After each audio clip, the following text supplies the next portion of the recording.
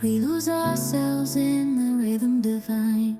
Underneath the sky painted with dreams, we're chasing the echoes of silent screams. Caught in the spell of the cosmic night, where fantasies bloom in the pale moonlight. We'll let go of all that we know and dance in the stardust's gentle flow. Dancing in the stardust, we're weightless and free in a world of wonders. Just you and me, lost in the moment.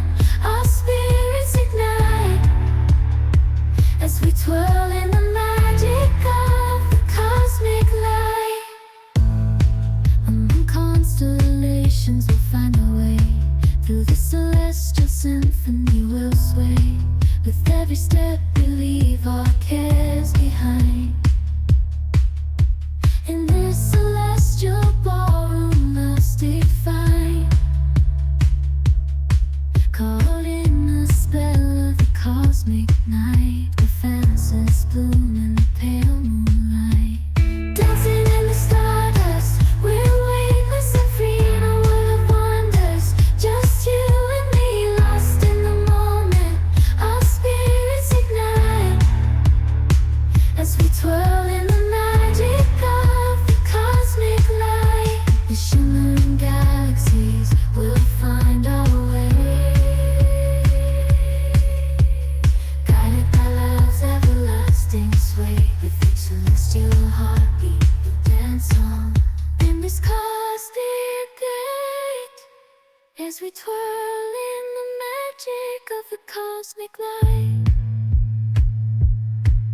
In the midnight glow where the stars align, we lose ourselves in the rhythm divine.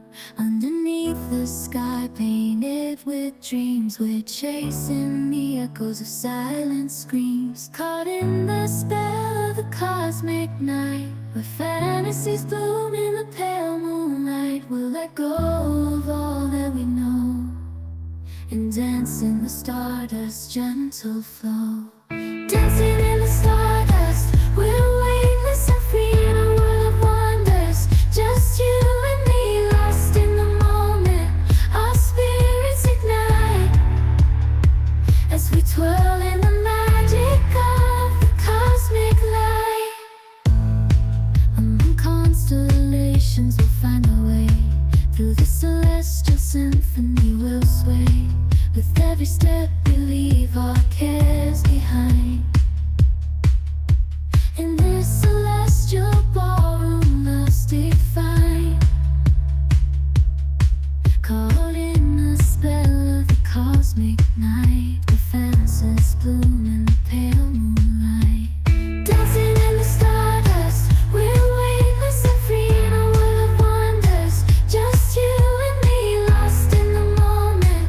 Our spirits ignite as we twirl in the magic of the cosmic light. The shimmering galaxies will find our way, guided by love's everlasting sway. With each celestial heartbeat we'll dance on in this cosmic gate, as we twirl in the magic of the cosmic light. In the midnight glow where the stars align, we lose ourselves in the rhythm divine. Underneath the sky painted with dreams, we're chasing the echoes of silent screams. Caught in the spell of the cosmic night, where fantasies bloom in the pale moonlight. We'll let go of all that we know and dance in the stardust's gentle flow. Dancing in the stardust, we're weightless and free in a world of wonders. Just you and me, lost in the moment. Our spirits ignite as we twirl in the magic of the cosmic light. Among constellations we'll find our way.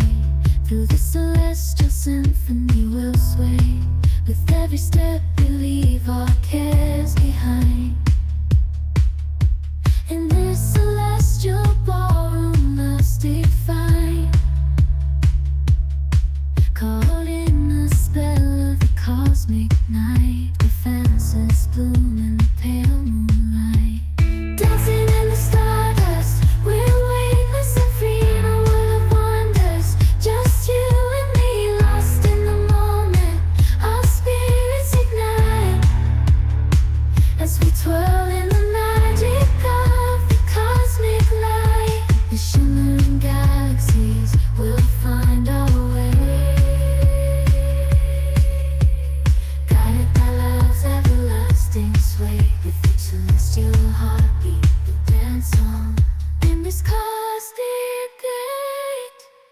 as we twirl in the magic of the cosmic light. In the midnight glow where the stars align, we lose ourselves in the rhythm divine. Underneath the sky painted with dreams, we're chasing the echoes of silent screams. Caught in the spell of the cosmic night, where fantasies bloom in the pale moonlight. We'll let go of all that we know and dance in the stardust's gentle flow. Dancing in the stardust, we're weightless and free in a world of wonders. Just you and me, lost in the moment. Our spirits ignite as we twirl in the magic.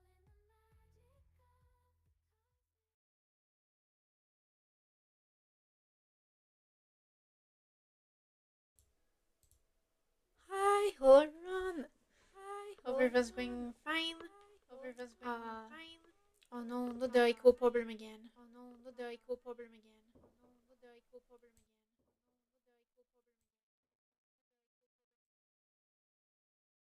Although I'm gonna try to arrange this. Sorry, guys. I don't know why there's an echo again. I'm sorry. I'll learn. Ah.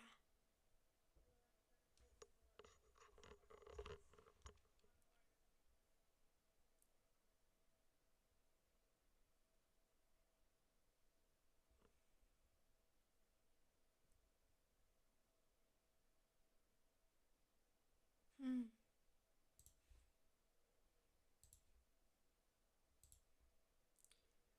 I think the echo is resolved, but you won't be able to hear the game's sound. Uh, but I'm playing result novel, so I don't think it will be that bad if there's not the game sound. I don't know. I don't know why there's this freaking echo problem. It comes in random. I don't know why. So yeah, I'm gonna play a live beginnings and always again today.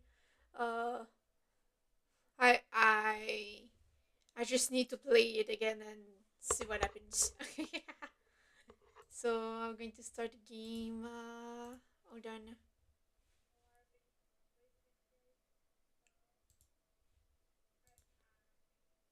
I think there's still the echo. No,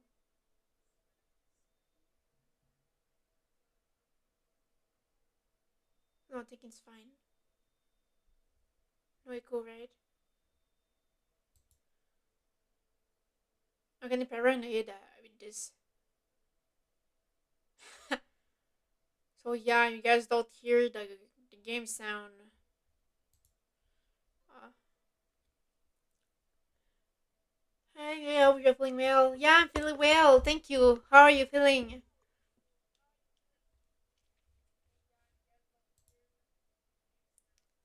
Uh,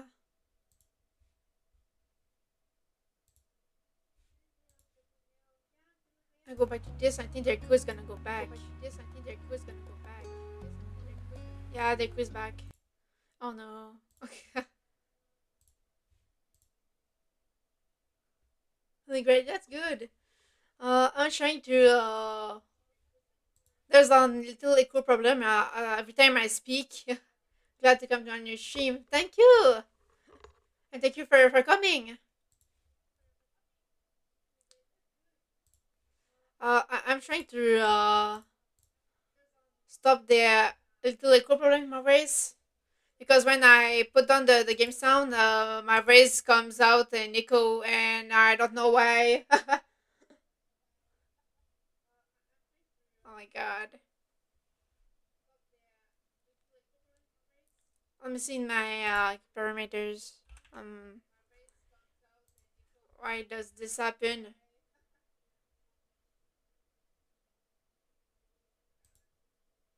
Uh,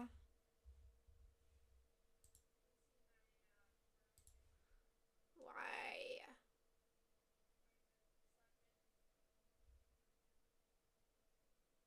Uh,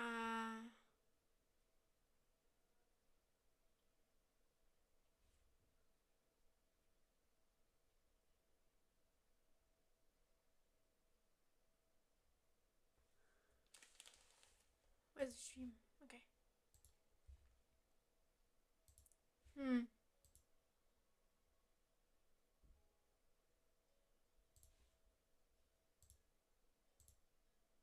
I thought there's nothing.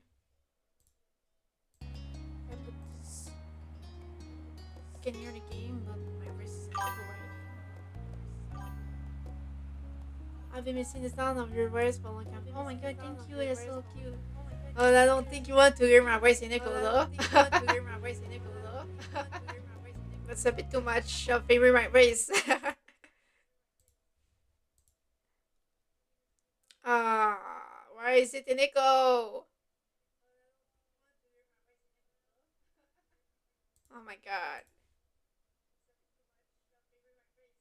Yeah, I don't know why. It's so bad.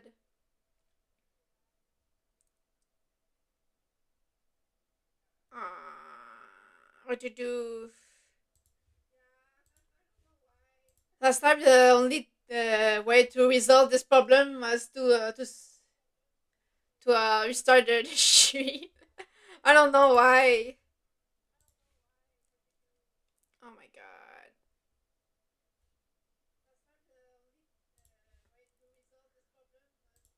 If I do it like that, what does that do? Oh, I don't hear the game sound anymore. I don't hear anything. Oh my god, wait. What did I do? No, I think I've missed the things. Okay. If I this uh is my voice still in echo then? Yeah, still echo. Oh my god. What's wrong with this thing? No! Stop the echo! Oh my god. Why does it do this?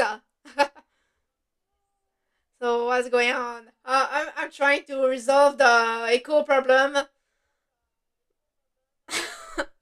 That's mostly what's going on. Whatever. I don't know. It happened one other time. When I started to scream, just suddenly my voice started become echo, and the only way to resolve it was that I started to stop the stream and restart it again. Oh my god. I might have to do that. I don't know why. Oh my god. It's so bad. Uh,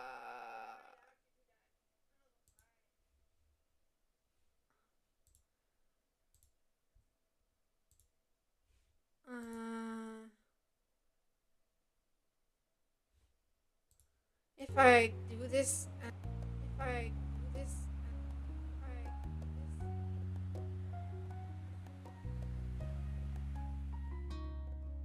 okay, no, that doesn't work. Okay, no, that doesn't work. Oh my god.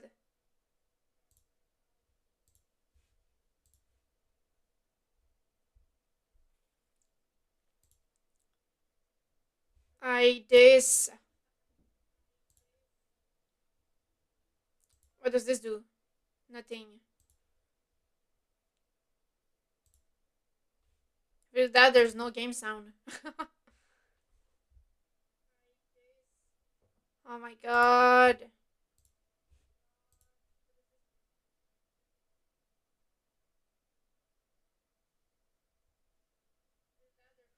How to solve this problem? I might actually really need to stop the stream and restart it again. Because this echo problem. I doing this. But I might have no choice. Because the echo is just too bad.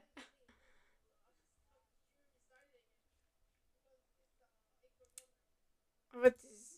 Uh. Hi there, hello, lamb. How are you going? Oh my god.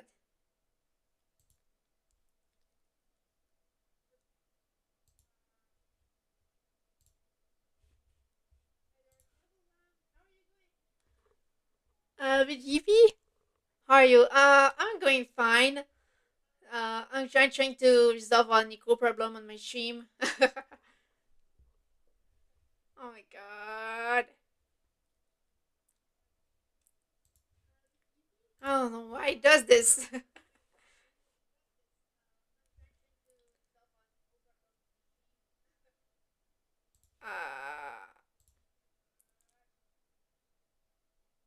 I don't know if you hear me, Nico, right now.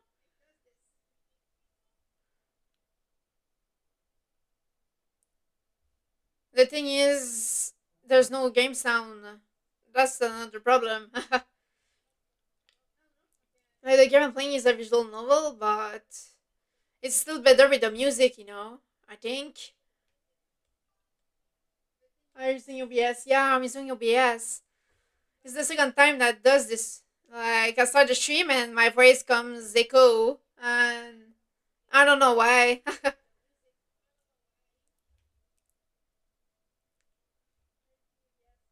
Oh my god. Sounds fine to me. Yeah, my voice, but there's no game sound. And if I turn on the game sound, then my voice becomes echo again. Like, hold on. I do this. This. Why am I? This. Why am I? It goes back on echo. It goes back on because I turn on the game sound. Because I turn on the game sound. Check if you have the right source in OBS. I never changed the source. That's it. Oh wait, hold on. I'll stop this. You have your own stream open and not muted. I don't think so. It does this only when I put the game sound, and I really don't know why. Wait, I'm gonna try something. Uh, hold on, if I can.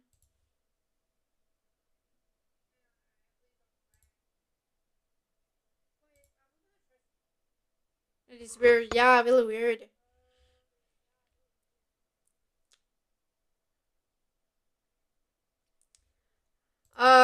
It's all the same ones, so I don't. I just have my mic that captures my voice when I talk, and computer audio like when I play game and all this. I didn't add any other sources. uh, what you do? No, hold on.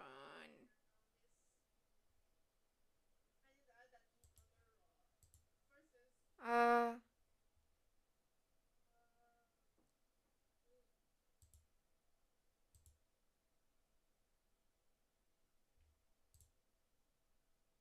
what does this do?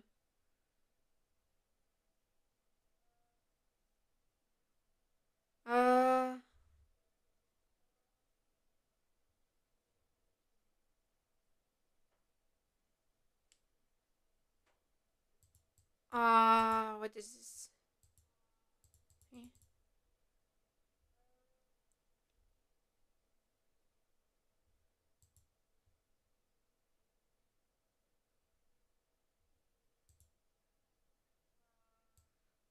Uh,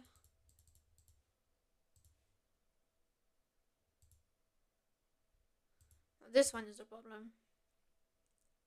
Like, Willem, what does that do? Like, Willem, what does that do?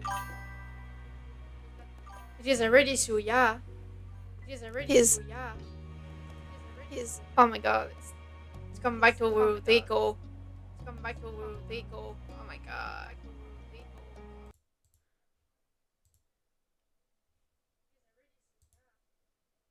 Uh,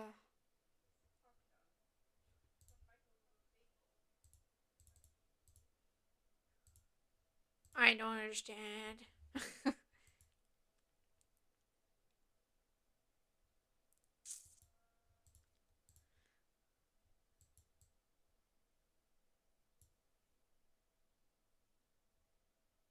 Oh, don't tell me what's this?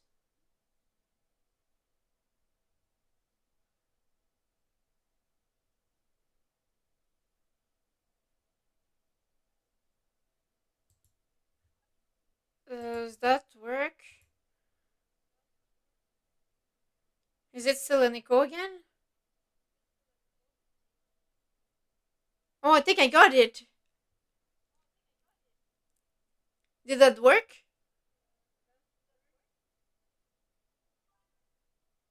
Oh, okay. It's fine now. Okay. Okay, okay. No more echo. Okay. Oh my god. Oh my god. Okay.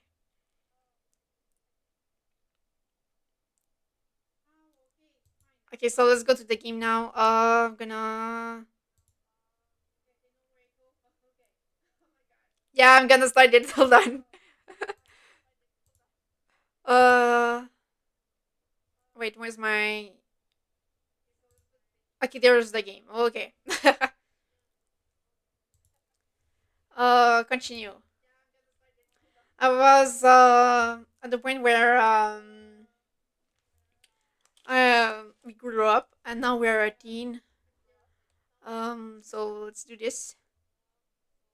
Oh, there's still no game sound. Seriously? Oh no. We grew up and now we're a teen. Yeah, I think you're right. No game sound. Oh my god. Uh, why are you doing this to me?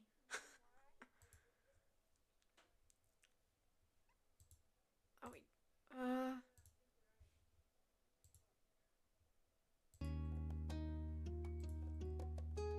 is that a game sound now? Is that a game sound now? Is that a game sound now? I think not. I think not. Oh my god, this is super weird problem. Oh, waste double again. Oh my god. Oh, waste double again. Oh my god. This is gonna make me crazy. This is gonna make me crazy. This is gonna make me crazy. Mm, mm, I do this. I do this. Oh my god, I can really hear that. I can really hear that. You have in your automation. I have the mic and everything else, like the game and things like the videos you have. Really hear that.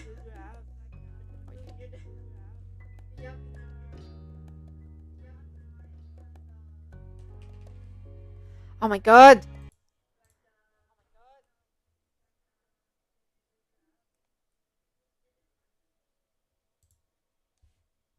Uh,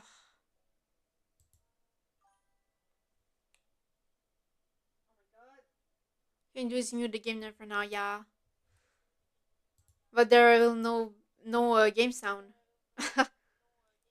It's just in your shows tab and choose the game. Oh, I can do that? Hold on. Your sources tab. Uh, wait. Okay.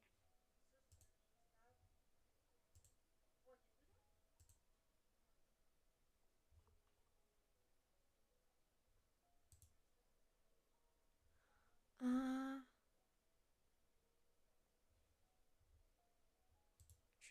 okay.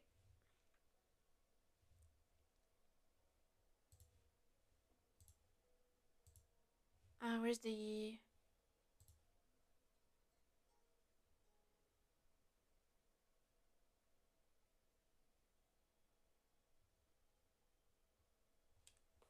Wait.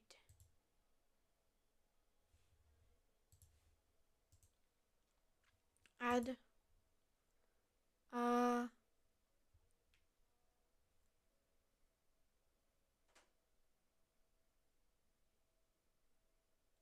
Applications to capture. No, what's this? No.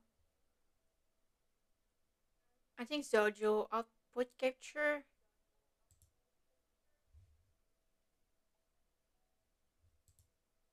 Uh,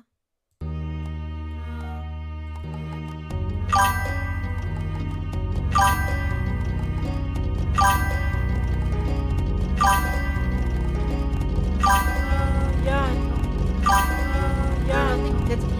Wait, why is there this? Wait, why is there? Yeah, oh my god, stop. Wait, why is there? Yeah, oh my god, stop. Wait, why is there? Yeah, oh my god. Oh my god!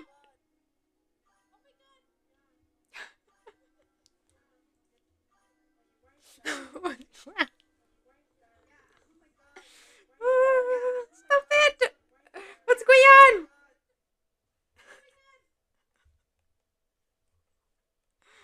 Oh my god.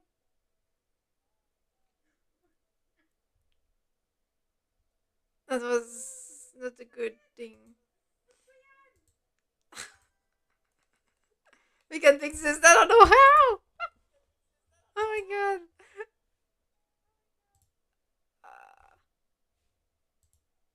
no, no, no, no, no. Oh wait. Oh.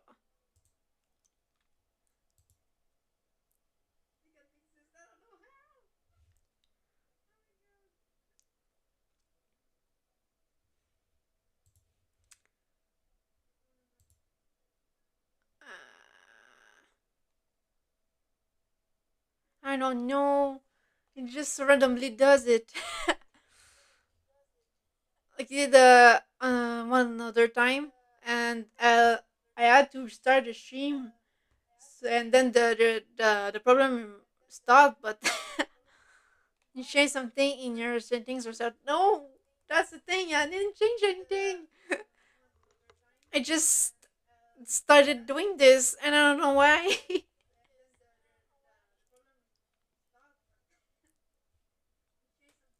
Last time I streamed yesterday, it didn't do that, and I didn't change anything at all.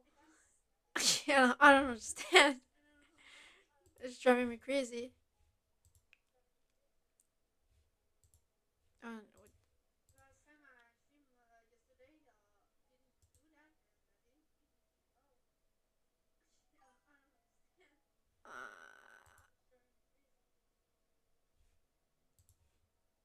Why? Yes. Gotta delete this thing. Uh, I'm gonna try to look on the internet. Actually, maybe that will help. I don't know. Uh, OBS. Echo problem.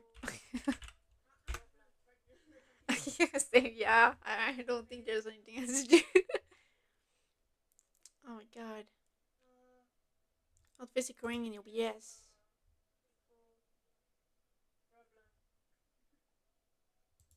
Uh, nah, nah, nah. Coordinator of some of them seem wet. Going to stop.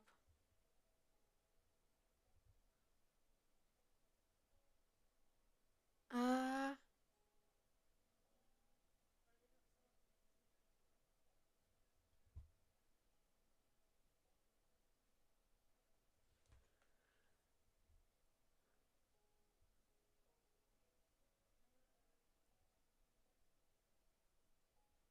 hmm.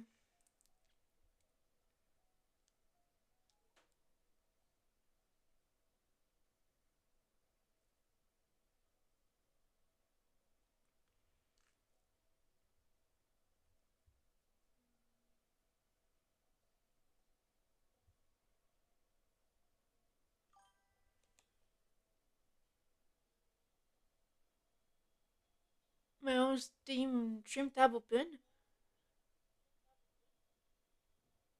What?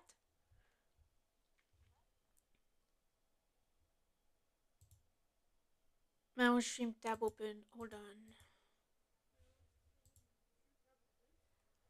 Uh, wait, let me try this.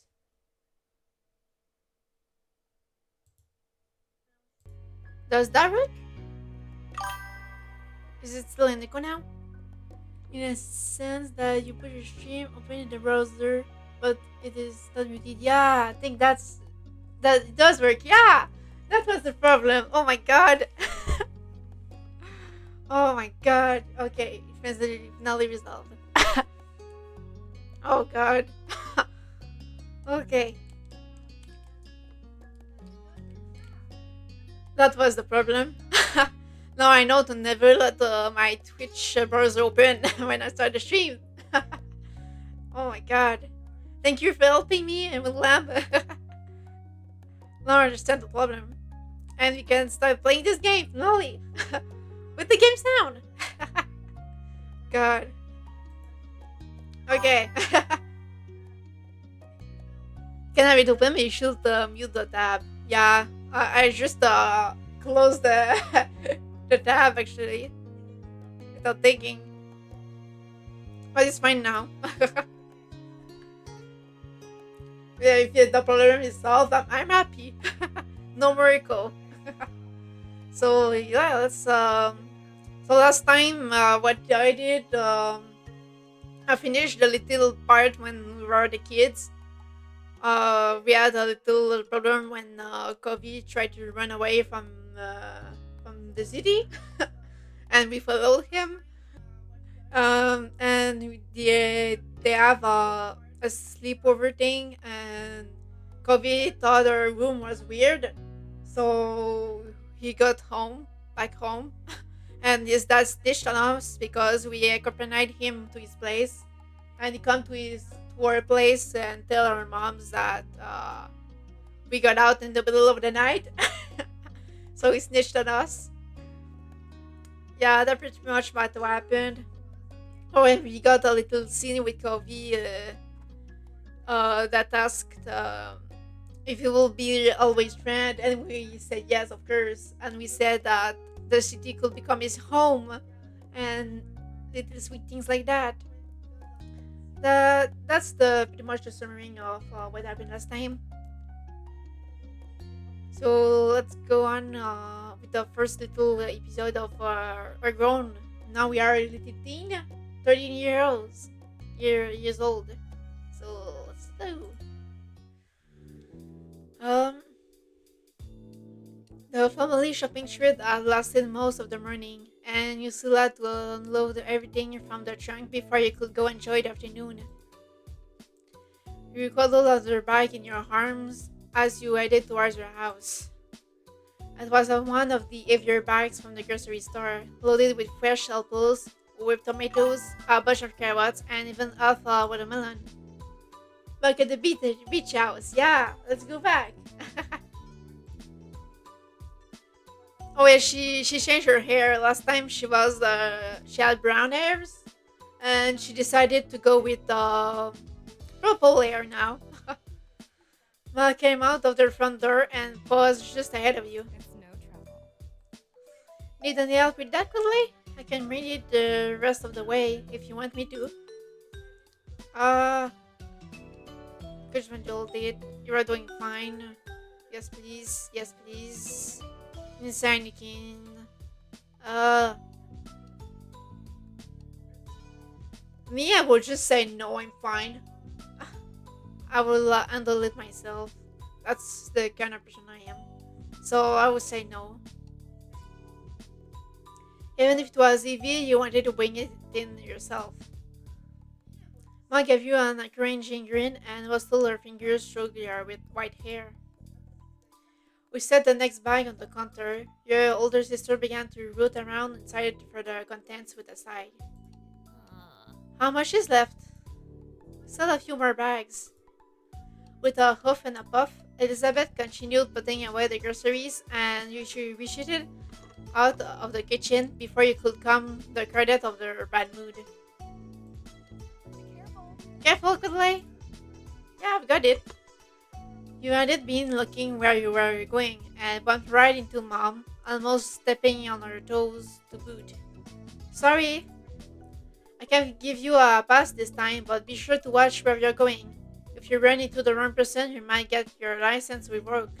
What do you mean? I don't drive. She grinned at the bad joke as you continued through the door. Outside, Ma had started organizing what remained and putting back any loose objects that had fallen out during the trip. When you stepped up to the trunk beside her, she took in a big breath of air, her dress gently swaying around in the breeze. It's a shame. It's a shame you had to spend the morning cooped up in that shopping center. It's a beautiful day, don't you think? You tilted your head to the sky, gazing at the clear blue expanse. What do you mean? I wish it was raining. I like it when it's stormy the best, what? It's too hot. Days like this today are my favorite. Yeah, that's like the sunny days. I mean, why would you want a storm? No sense. Ma smiled at you, her amber eyes glinting with affection. You and your sister are a lot alike in that way, and me too.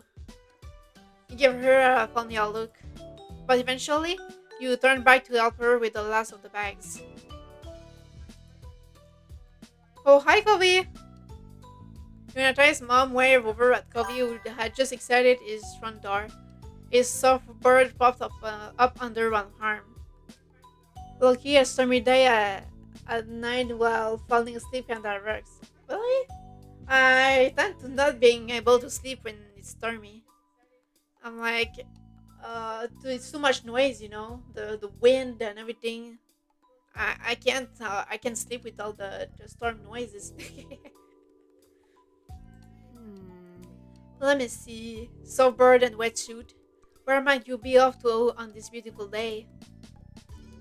Coincidentally started not having realized your family was also out here. Even though your mom was the one who got out, you were the one he looked at. Why is he blushing like that? What's wrong? You tried to settle down again. I can't sleep extra good when it rains while I fall asleep. Oh, you're lucky, Dad. I would love to sleep when there's rain or storms, but I can't. I'm like, no. My brain is not accepting the rain.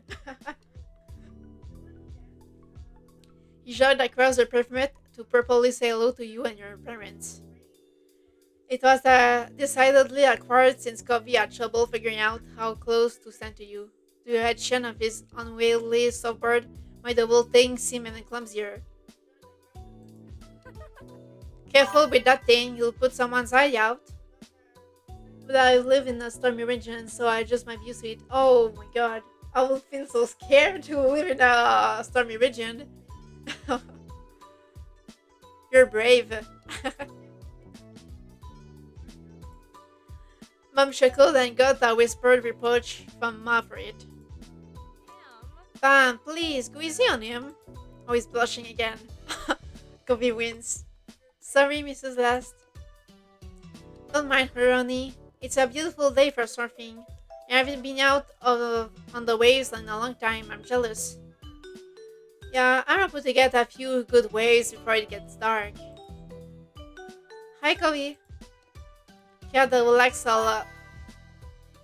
There's usually a big storm every year that rips a few trees out of the ground and sends garden sheds flying. Oh my god! That's a tornado! That's not just a storm! Oh my god. And here I get scared when there's a snowstorms. This is way scarier. Oh my god. He had relaxed a lot when the mouse spoke to him, but the rigidity came back as soon as you said something. Why? What's wrong? Hey. Hi, Kudley. Yeah? Why are you blushing? Coffee managed to grin, and it almost felt like you had butterflies in your stomach. Do you wanna come hang out there later? Your eyes of the flush of red on his cheeks, but that might have just been from the heat. I don't think so, dude.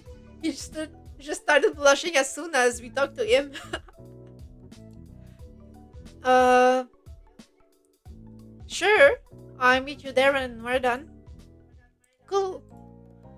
When he spoke again, he tried to contain some of the excitement that was clearly ready to burst. Calm down.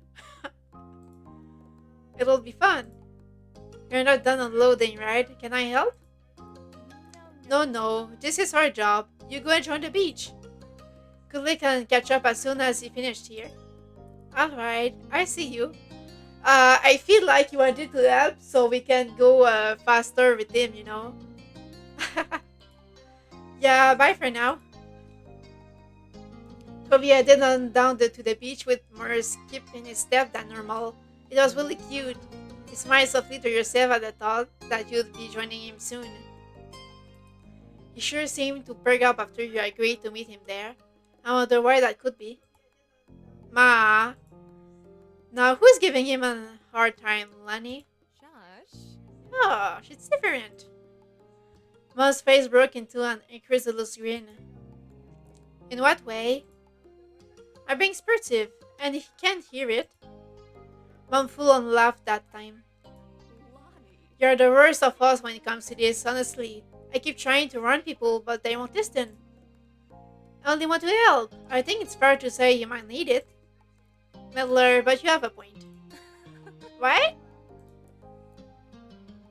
You narrowed your eyes at their teasing, and they simply chuckled conspiratorially before taking more bags from the trunk and heading inside. Once everything had finally been taken in and put away, you got yourself ready to meet Cove at the beach. I was able to fix my car's frozen handbrake. Oh, okay, so now is that no more grounded? No more grounded cars. You are gonna work now. uh, yeah, the surfboard in your room that you wanted to take with you. Uh, it drives again. Yeah, you go back to work with the car. Stop messing around. I wasn't sure what you were going to do. You was surfing and you didn't know how. You flew the surfboard around here somewhere. Uh, I'm not the kind of person who surfs, you know.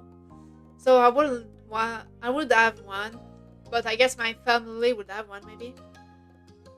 So let's do that. Your family had a surfboard around here somewhere. Can I take your board to the beach? Sure, it's in the garage.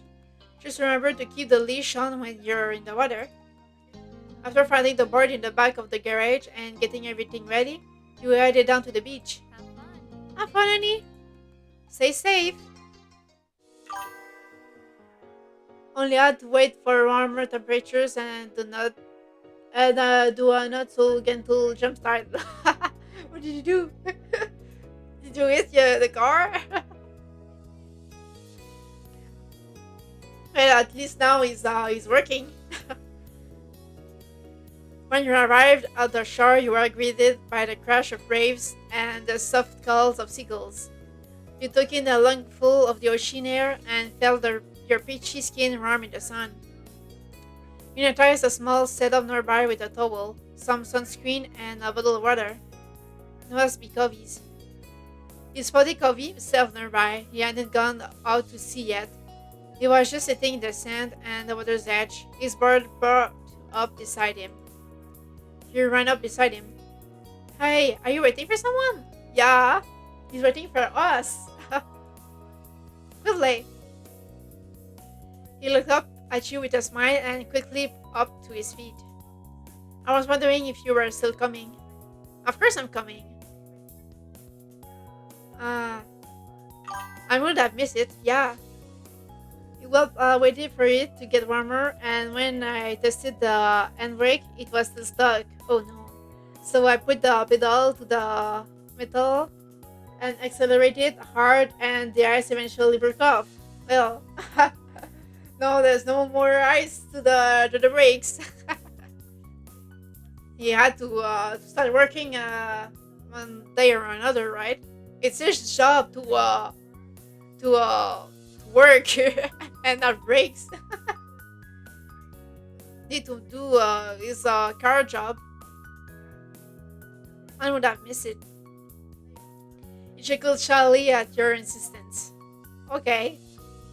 Then he cast his eyes out towards the waves. Uh, it sounds bad, but it is apparently how you unstuck your frozen handbrake. Well, if I ever get a car, I don't know how to unstuck a frozen handbrake. Do it the hard way. uh, the road is bored, but I don't know how to surf. Yeah, I don't know how to surf. You dragged a toad through the sand. You may have had a board tomorrow, but you are totally inexperienced actually using it. I guess that makes sense. I've never seen you with one before. You laughed a bit and you felt no less embarrassed. I will not use the handbrake for the foreseeable future. But how will you brake?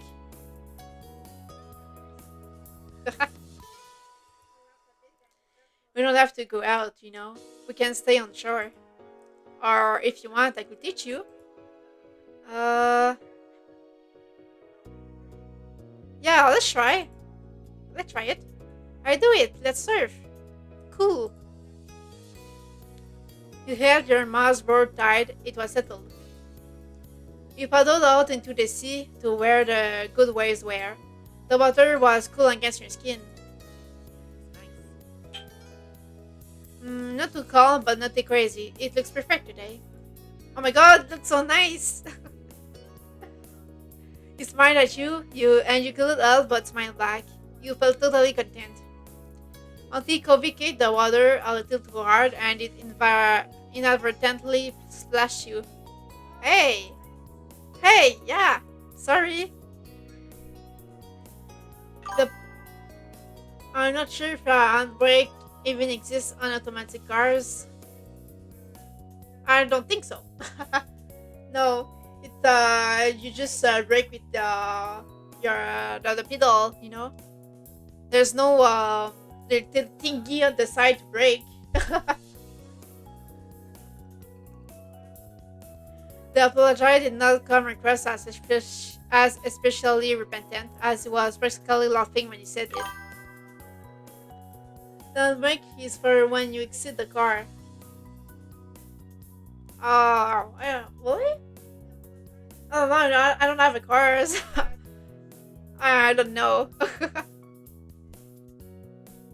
I think on automatic, you just put it in park. Maybe. I don't know how to drive automatic. I don't know. I tried to drive a bit and I stopped quickly because it stressed me out too much. I was always scared to kill someone. So I was like, no. Mostly I'm not a car person, so I don't know. Yeah, me too. I'm not a car person. Not at all. Especially not when I'm the one driving.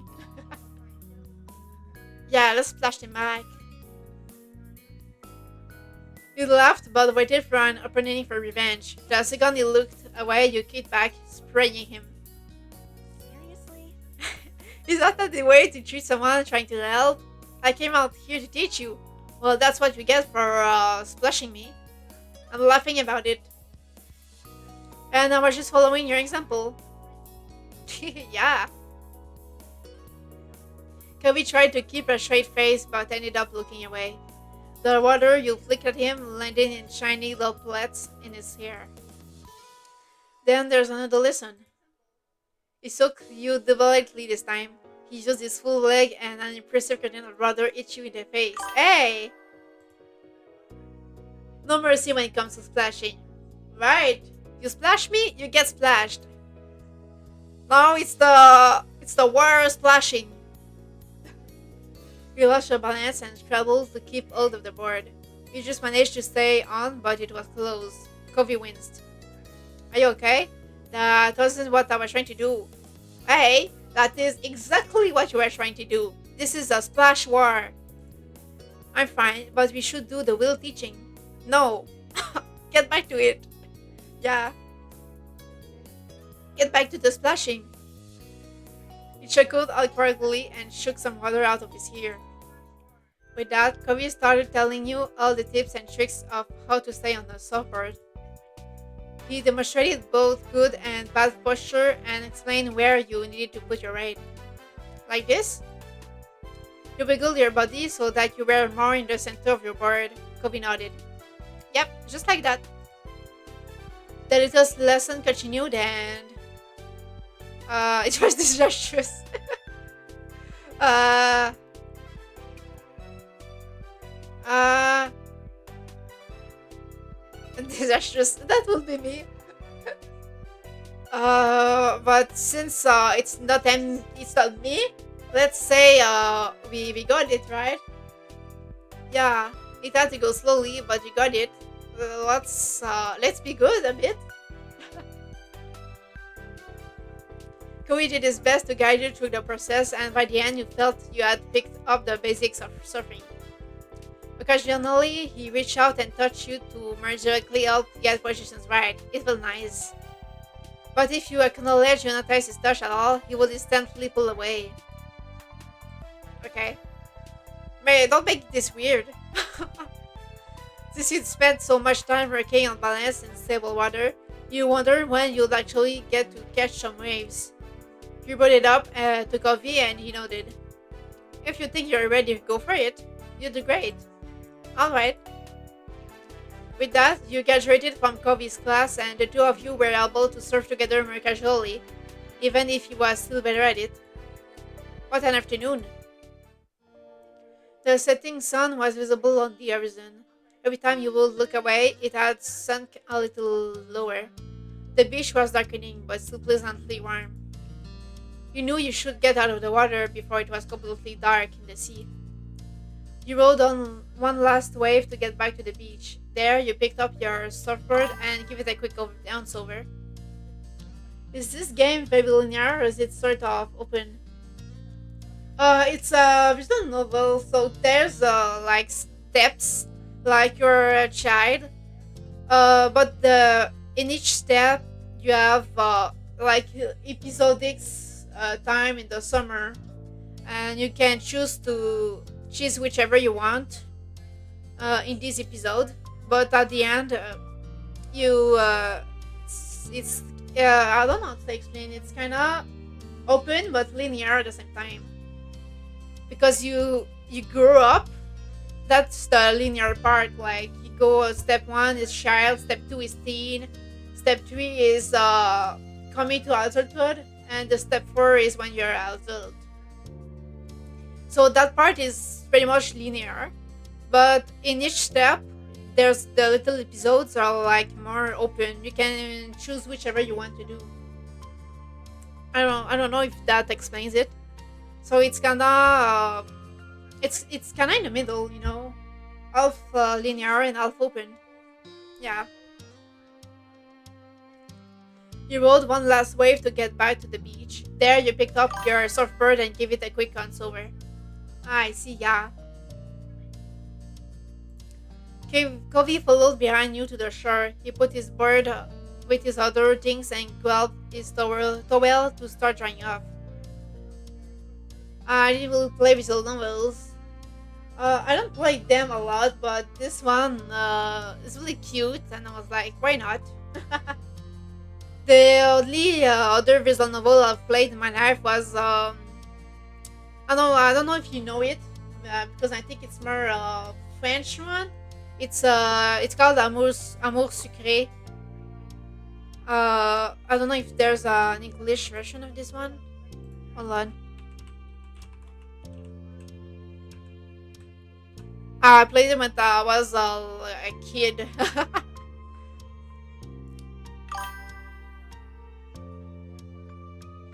I played some cultured visual novels. What do you mean by cultured?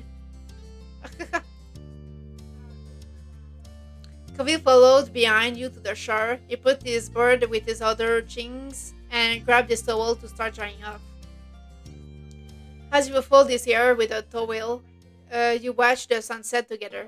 The colors were beautiful in the distance, and the shadows around you deepened. Oh, I didn't plus visual novels. I see.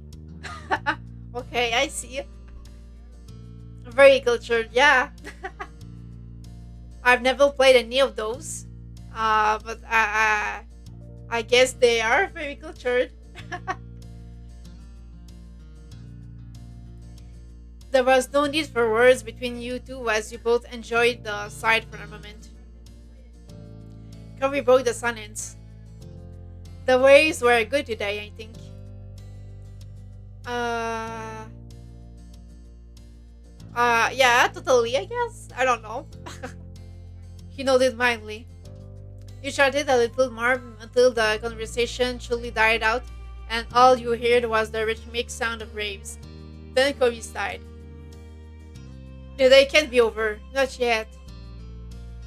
He scolded into the distance as if the sun exiting the sky was a personal offense. Don't you think it should be longer? Uh, yeah, yeah. I will really hope that the days were longer actually. More time, you know. Kobe stood up straight in defiance of the approaching darkness. What is he doing? I'm not gonna go yet. I want to go somewhere. I don't know. Where? No more running away, okay? Kobe was still dripping in salt water, so you weren't sure what the alternative was. White shoots were fine for the beach and not much else. I think Slay the Princess is also visual novel. Yeah, I think so. I've heard about it, but I've never played it. So the Princess was a very fun game. You played it? Maybe I should try it too. Uh, Kobe was still dripping in salt water, so we weren't sure what the alternative was. Wetsuits were fine for the beach and not much else. Yeah, I think you could like it. Like it, yeah. I should test it. It wasn't a good idea for him to lug his surfboard around town either. Got a lot of real playability and a cool story. Yeah, I've heard it was quite the mentally experience.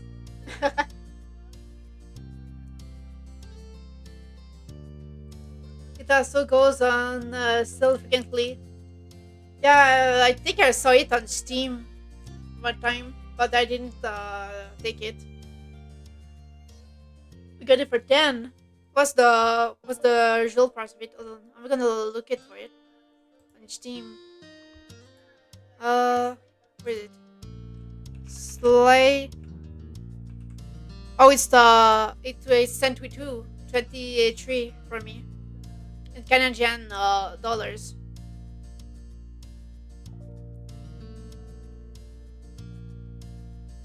Slay the Princess, yeah.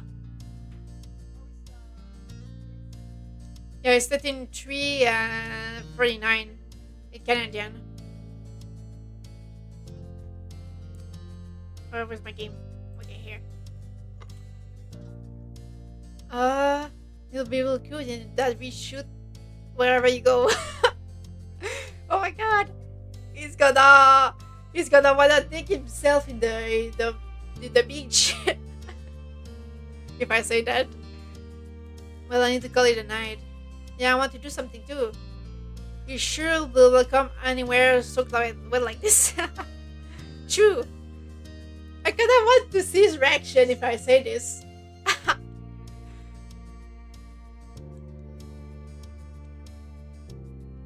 Yeah. You get this anime newsblade if you choose the perception. Yeah. Oh my god. Okay, I'm convinced. I'm gonna do this. Koi's face and ears flushed red as he looked down and inspected himself. He crossed his hands over his chest self-consciously. Oh my god. He had been so used to wearing it that Kobe hadn't given his current choice of dress any thought.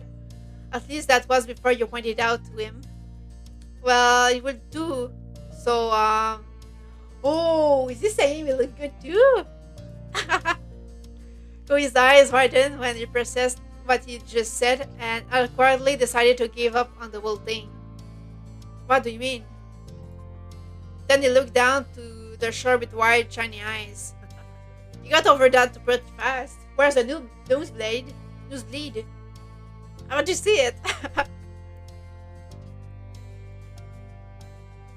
There's at least one place that's always okay to hang out in, no matter what time it is, the park. You noted, the park was virtually always empty. Even Elizabeth only went over there nowadays if she was looking for you. How times have changed. She used to be so protective of the place. In fact, the only person there was a chance of running into might be that Jeremy kid again. Oh yeah, that Jeremy. With him, met him last time I played the game, and it's a bad guy, mean guy. Um, he insulted our Kobe's eyebrows, saying it was wavy. So I tried to punch him. Yeah, he brought the idea up to Kobe, and he cringed. But I'm still going. The sun is still there a little. I'm staying out as long as it is. No, let's follow him.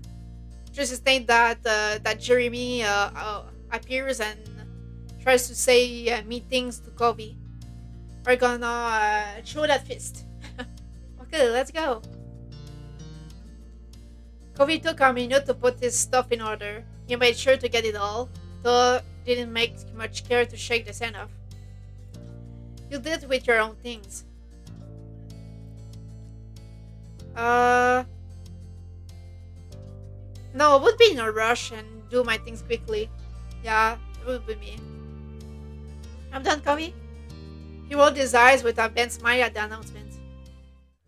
He led the way down the beach to the park. It wasn't far, so it didn't take you long at all. The sun still hadn't completely disappeared just yet when you made your arrival. Covey stuck his surfboard upright in the sand and tossed his hole over top. By now, the two of you were mostly dry. The summer breeze on your skin kept you pleasantly warm. Covey went over to the monkey bars. He grabbed them, feet flat on the ground, and pretended to go across. It had definitely grown in the past few years. You could barely use the monkey bars yourself. There wasn't much space at all between you and the ground. When he got to a bar in the middle, Covey pulled himself up and took, then sat on top of the bars. His legs dangled off the side of the bar he perched on. Yeah, let's join him. Without Covey's weight advantage, getting up there was more difficult, but you made it. You climbed on the side of the monkey bars and pulled yourself up to the top. You settled yourself in between two of the slats. The shiny metal wasn't the most comfortable thing to sit on, though you enjoyed the hide it gave you. Guess what? What? He smiled boldly and raised an eyebrow. He's not here. Yeah, I can see that. Right, it was true. There wasn't a single sign of Jeremy. Looks like it was just going to be the two of you tonight. Kobe hung his head and groaned dramatically. Your eyes widened when he whipped his head back up. No way. Oh no, he's imitating him. I can't believe how dumb my parents are for forcing me to come to this stupid place. You were taken aback and blinked for a second before you realized he was quoting Jeremy. Oh, nice. Well, funny but not nice. Let's keep it like that. One Jeremy is enough. Yeah, let's do the same. Our parents don't know anything. Kobe chuckled back at you, amused. You looked around. The old park, the streets you knew like the back of your hand, and the beach. These were your stomping grounds. You wondered how Kobe actually felt. How much was his joke just a joke, and how much was sincere dislike of this place. Moving had never been his choice. Oh yeah. How to ask this question without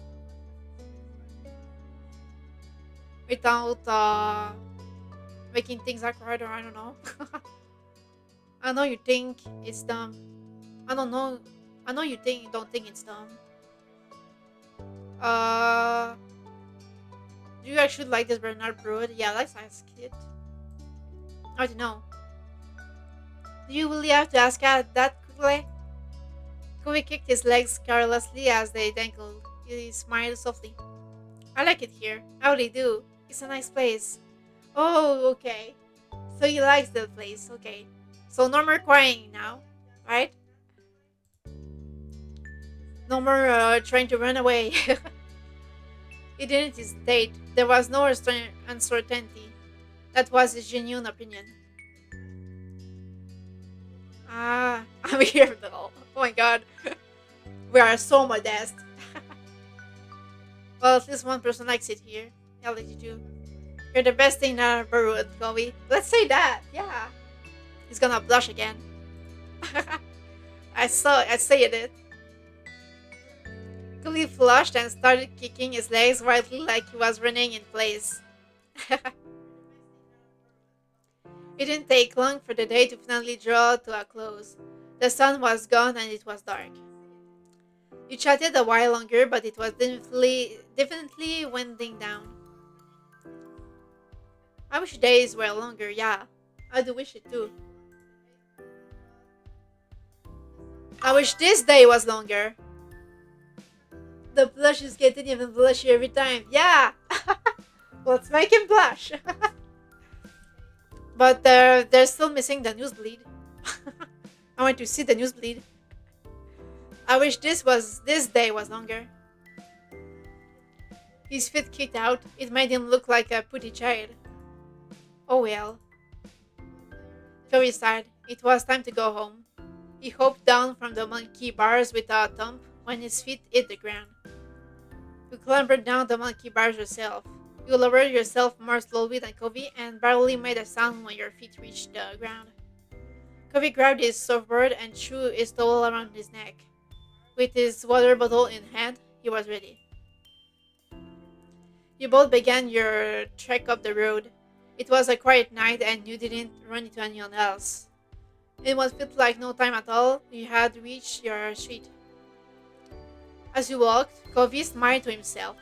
It was a soft expression, and you couldn't help but wonder what put it there. Hey, don't keep all that thinking to yourself. I just remember when we were younger. It used to be such a big deal to come home after dark. You could indeed recall. If you got sandy, your parents would have something to say. If you got wet, your parents would have more to say. The old days of being a child.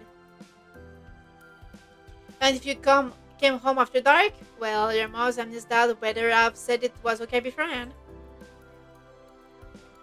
You used to need permission for everything. That small comment he made exposed just how much freedom you really had this summer. Covey looked up into the sky, a smile still on his face as the two of you walked side by side reminiscing.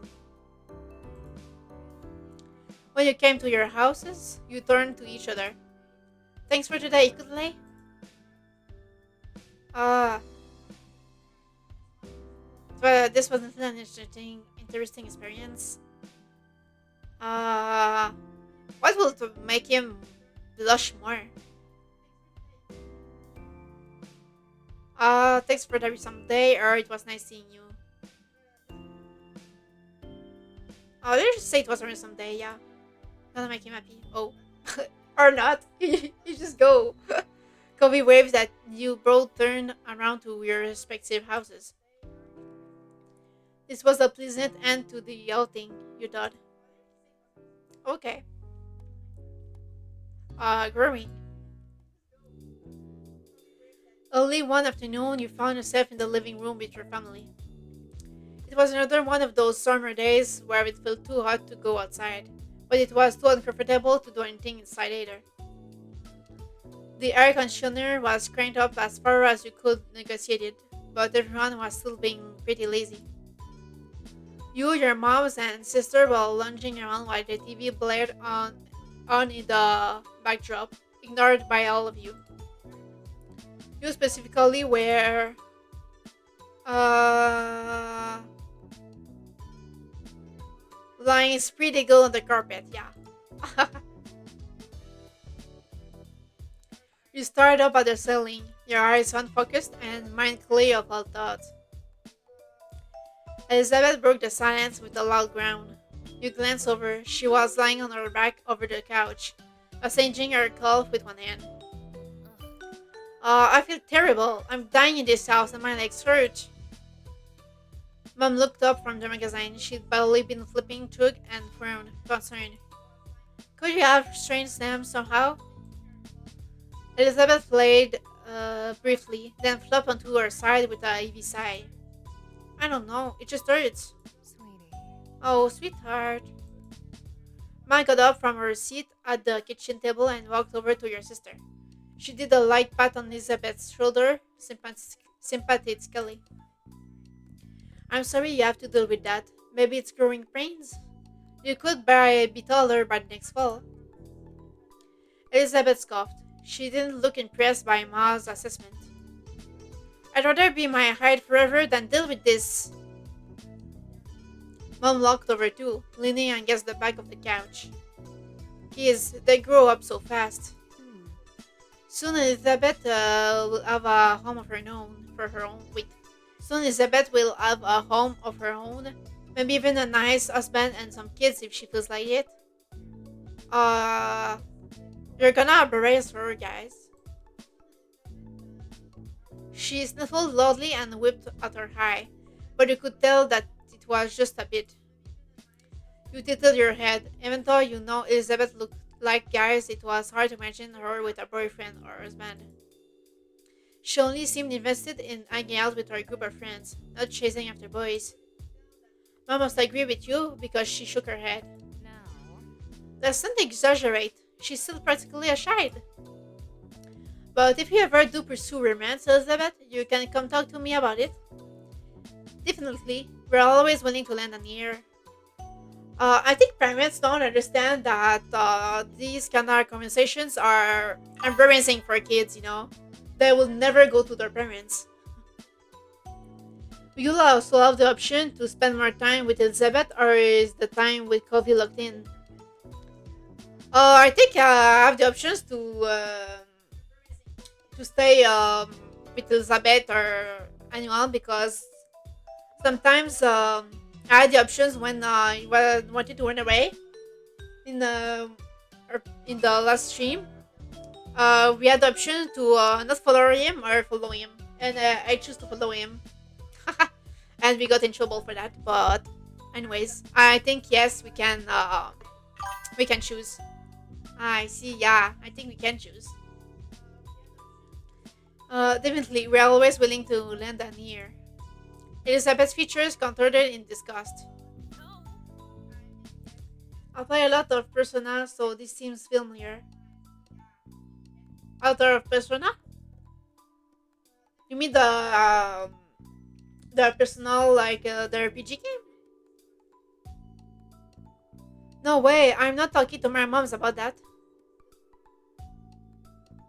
Mom's jaw dropped and she gasped in an exaggerated display of shock. Her hand came up to rest against her chest. Ma only grinned. She didn't look offended by Elizabeth's quick response at all. It really couldn't be so bad to come to us. I know what it's like to have a crush on a prettier boy or two. I don't, but I can listen anyway. Mom snorted at her own joke, while Ma burst into giggles. They were having a little too much fun at Elizabeth's expense. The Persona game, you can spend time with different characters, and depending on how much you like them, you can spend even more time with them or completely ignore them. Yeah, I played a bit Persona Royale. I've never finished the game, but I like I'm bad at with time games. You know when you have a time limit to do things. I'm just bad at doing those things. You know. I accidentally ignored our main character the whole game because I couldn't figure out where he was at. Oh my god, that will be so me too. Yeah. I hope it wasn't Yeah, I hope that didn't lead to a bad end because of that. I don't know how the ends work in these games, but I think it has a lot to do with your friendship with the characters. Elizabeth certainly wasn't feeling the amusement because she rolled her eyes and sat up. Thanks. I'm going back to my room. I'd rather met alone, thanks. Oh, she's mad. She strode off towards the staircase, taking the steps two at a time. Their mom stared after her, then turned to each other with raised eyebrows. Whoops. Looks like we scared her off with all that romance talk. Well, Oh well, we'll get her next time. Oh my god, just leave her alone. You watched them titter with some surprise. Obviously, your mom's liked women, but you had no idea that Ma liked guys today, like guys do.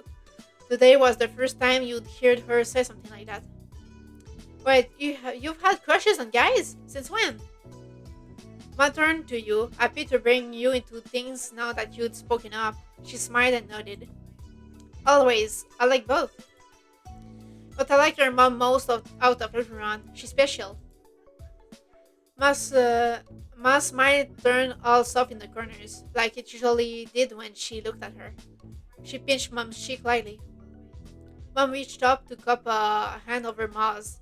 Even when Ma stopped pulling her cheek, their hands remained clasped together. you're fantastic. Thanks, Lenny. I think most women have charm, but no one can hold a candle to you. Oh, Oh, Pamela. Ma beamed, then kissed Mom on the cheek she'd been pitching before. Uh, Myself, I would think it's embarrassing to look at my parents, being all romantic and sweet like that. As a kid, that embarrassed me. So yeah, I cringe. Slush down as if that would ride you from side. Why were parents like that? I'd always cringe. Yeah, always. Ma looked back to you, letting Mom's hand go with a brief squeeze. She settled down next to you, and Mom followed soon after. What are you guys doing? Let me out of this. I'm cringe already. You know, I'm also here to listen to you whenever you're ready. That offer isn't just for Elizabeth. Oh no. Don't bring me this. No. In fact, I think that talk might be needed sooner for you. After all, you already have someone, is that right? No, leave me alone. Oh my god. I'm cringing for the MC. Like biting into a lemon. Oh my god. Yeah, the food feels exactly the same. Or eating sour candies. Mom shook her head and elbowed Ma, but it was futile. Meddler. Uh, uh, I will just get mad and go away. I will just get out of the house and not return until the end of the day. uh, ah. Ma only jiggled and smiled, not looking the least bit apologetic. There's no rush, of course. You can take all the time you need to figure out what or who you want. it's okay. Don't think you have to stick with whatever you come up with right now, either. Life's nice like that. It can change and you can learn. Mom nodded in her agreement. The two of us are happy to hear you out, and we may be able to relate better than you think. Still, we won't push the topic, at least most of the time. What does that mean, most of the time? Just don't do it at all.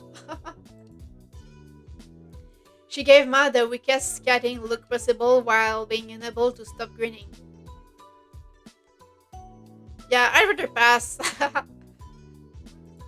no trouble. Of course, we just wanted to make sure you knew that we're always here.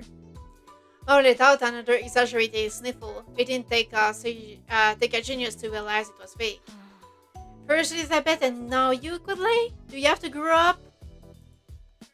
Yes, children tend to do that from time to time. What?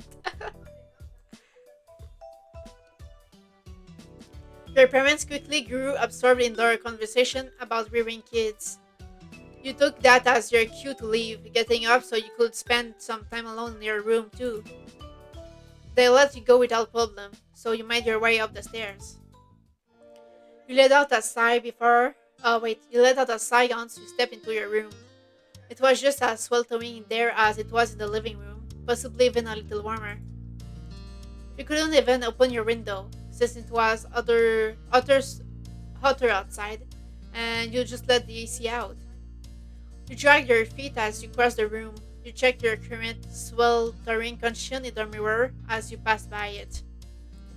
You thought back to the conversation you had downstairs about growing up and all that. After a moment, you stepped a bit closer to the mirror. You stared into it, then turned away from the surface to look down at yourself. I have to give cats some snacks. Oh, okay. Make them eat a lot. Uh, kitty cats have a good snack time. After a moment, you stepped a bit closer to the mirror. You stared into it and then turned away from the surface to look down at yourself. You are definitely growing, alright. It was weird thinking about how you were now, in comparison to what you'd been when you were younger. When it came to your body, it was getting some school definition nowadays. Uh,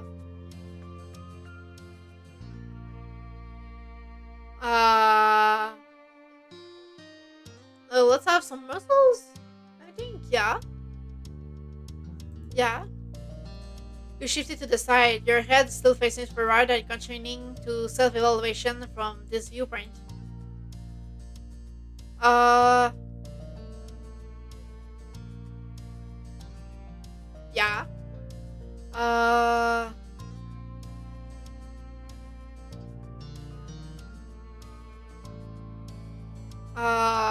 yeah. And that's just the way it was for you. You reached over and massaged your scar with one hand, staring intently at it in the mirror. By now, you knew that it was there to stay. You took a step backwards, finished with your impromptu inspection. You locked eyes with your reflection, cocking your head to the side. All things considered, uh,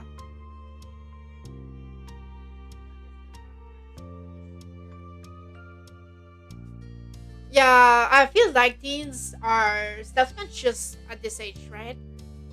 Yeah. It took you a moment to realize that you were frowning at yourself. You glanced away from the mirror. You shook your head waffly, putting thoughts of what you were turning into out of your mind. This wasn't the time to focus on such things. You had to find something to do in this heat. You shuffled over to your bed, collapsing onto the mattress. Your brows scrunched up in thought.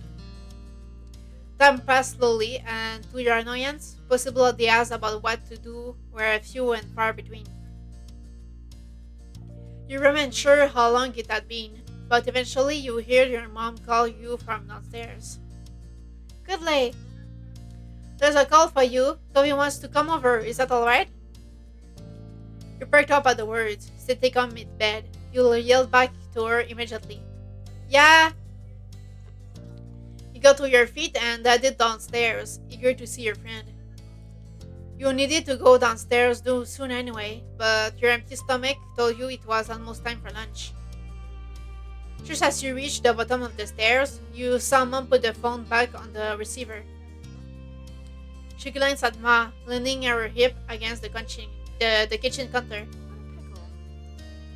Well, here comes trouble. We better prepare ourselves. Ma clicked her tongue in clear disapproval of Mom's words. He's such a good boy. Cove never wants to cause trouble. He can just be a bit toughless and impulsive. Yeah, like running away? Is that what you mean? Oh, I know. He's very sweet, but that's what makes it more of a problem. If a stranger or some kid from school was egging Kudley on to behave badly, I think we can both agree that he'd do the right thing in the end. But if Covey Alden got into a reckless mood and wanted Kudley to be a part of the ride, can we really be certain of what call he'd make then? Yes. Yes, we can, Pamela. Kudley will do whatever Covey wanted. What? What does that mean? Hey! Hey! Lenny! You're managing gleefully at Mom's reaction. You worry too much about those two together. Look, all I'm saying is that I haven't forgotten that time when they were kids and tried to run away together. Oh, I know, okay? But it was for his good. We couldn't just let me go alone, right? What was I supposed to do? And there was that time they snuck out in the middle of the night when Covey was supposed to sleep over. Oh my god! They remember everything! Hey! That's the dad's fault. He snitched on us. Ma just laughed, and she turned away, still snorting. Her eyes met yours. She blinked in surprise, then waved at you with an easy grin. Mom looked over, noticing you at the foot of the stairs as well. Oh, I didn't expect you to come down already, Kudley. I just wanted to let you know what was happening. Yeah, I'm calling them out. Well, if I hadn't come now, then I wouldn't have heard everything you said. Pam. Oh, you got good, Pam. What? What? You were saying things too. I didn't say anything I wouldn't have told to Kudley directly. Oh, you're unbelievable. You shook your head at your parents, even as you thought blush when you remembered just what they'd been discussing. Alright, you got me. I'm sorry for being gossipy and saying that about your friend. I can be bad too. Let's go. Please get out of your way now. Mom sighed in mock defeat and made her way down the hall. Ma followed her after her with a hushed jiggle. Now you were alone in the living room, tasked with waiting for Covey. And that was just fine with you. If it hadn't been so hot outside, you would visited him at his house a long time ago. You took a seat at the kitchen counter and settled in for the wait. As expected, there was a knock on the door a few minutes later. When you got up and answered it, your neighbor was standing on the other side. He came in once you stepped outside to let him pass, giving a little wave. You greeted him as you typically did. Yeah, let's hug him. Yeah. A little hug and make him blush. He stiffened in your arms, then relaxed some seconds later after. One would think he'd be used to your hugs after all these years. Hey. His voice was crackled as he struggled to say something. You didn't feel worried about that. It was how he usually reacted when you were close by. Covey sighed and wiped at his face a bit. He noted the sheen of sweat across his brow. He must be glad to be back in an air-conditioned place, even if he only had to walk across the street to get there. So, what's with the student visit? I don't want to do anything, not when it's like this. He gestured vaguely to the unhumid hair hanging around. I thought I could at least do nothing with you. That's a good idea. How do you know I was doing nothing? Maybe I had plans. No, I don't have plans. You are my plans. I was thinking the exact same thing. He grinned and he smiled back. And that was all there was to it. Both of you were on the same page. Have you had lunch yet? I was gonna do it soon. He shook his head. Not really. I haven't really felt like eating because of the heat. I probably should have lunch. I need to have breakfast this morning. I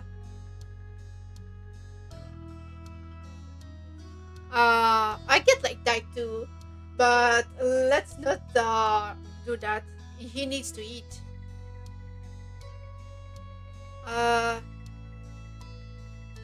You didn't eat anything at all? Then you have to go have something now. Yeah, you need to eat. You urged Covey in the direction of the kitchen. He stumbled up to you. Okay. As one, you headed into the kitchen. You cross your arms as you glance around, wondering what you should scrunch up for a meal. I don't want to eat anything that's warm up. Is there anything, something cold or not cooked? Yeah. After a bit of back and forth, the two of you concluded that you should raid the fridge and cabinet in order to make sandwiches. With that settled, you had planned to decide on the outside layers first. There was a wide variety to choose from, since everyone in your house had their own favorites. There was white bread, wheat bread, sourdough mixed grains, gluten-free bread, and pita pockets. Hey. Could you take the green one for me? Sure. You reached for the mixed grains, then made your decision. I go with white bread usually. A little swear. Cinnamon swirl bread. No, I go with white. You pull out the white bread too, setting both items onto the counter. Then you had to decide what mind direction the sandwich would go in. Uh, yeah, let's go with the sweeter. Something sweet would be perfect in this sweltering heat. As for the specific ingredients, uh, banana slices, strawberries, apple slices, grape jelly. Oh, there's a lot of stuff.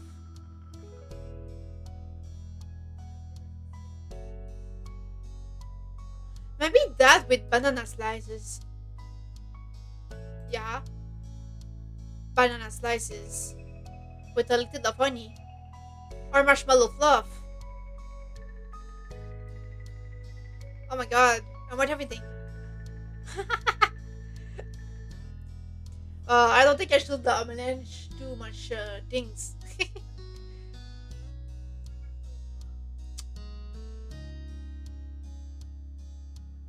Ah,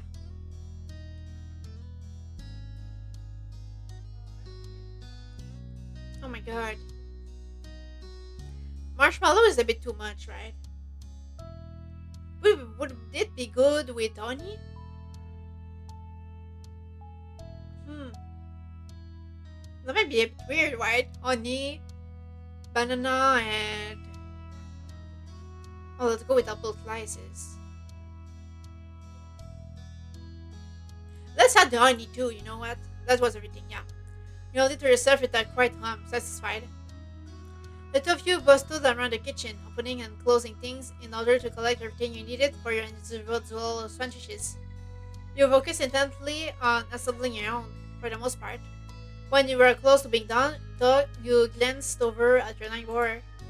Cove was putting his sandwich together delicately, his breath furrowed and tongue sticking out just barely. There were open jars of peanut butter and honey near his plate, as well as a banana peel. So he was making a peanut butter, banana, and honey sandwich on mixed grain bread. That sounded great, yeah. Maybe you would have one yourself at a certain time. Curiously satiated, you turned back to your plate and finished your own creation. By the time you were done, Covey had already cleaned up his workstation. He turned to face you, studying your sandwich briefly. A smile tugged at the corners of his mouth. You guessed it didn't look inedible to him at least. Done? Yeah, Cool. cool. He waited as you quickly returned the ingredients and cleaned a few utensils. Then the two of you collected your respective plates. You both agreed on heading upstairs to hang out in your room. You and Covey entered your bedroom while balancing your food on the plates. Nothing fell, so it was a successful trip. Covey took a seat on the ground, stretching out on the hardwood floor in an attempt to keep it a bit cooler. He immediately took a big bite of his sandwich, chewed, then hummed happily. This sandwich is really good, at least that's something. At this point, you sat down and started on your own sandwich.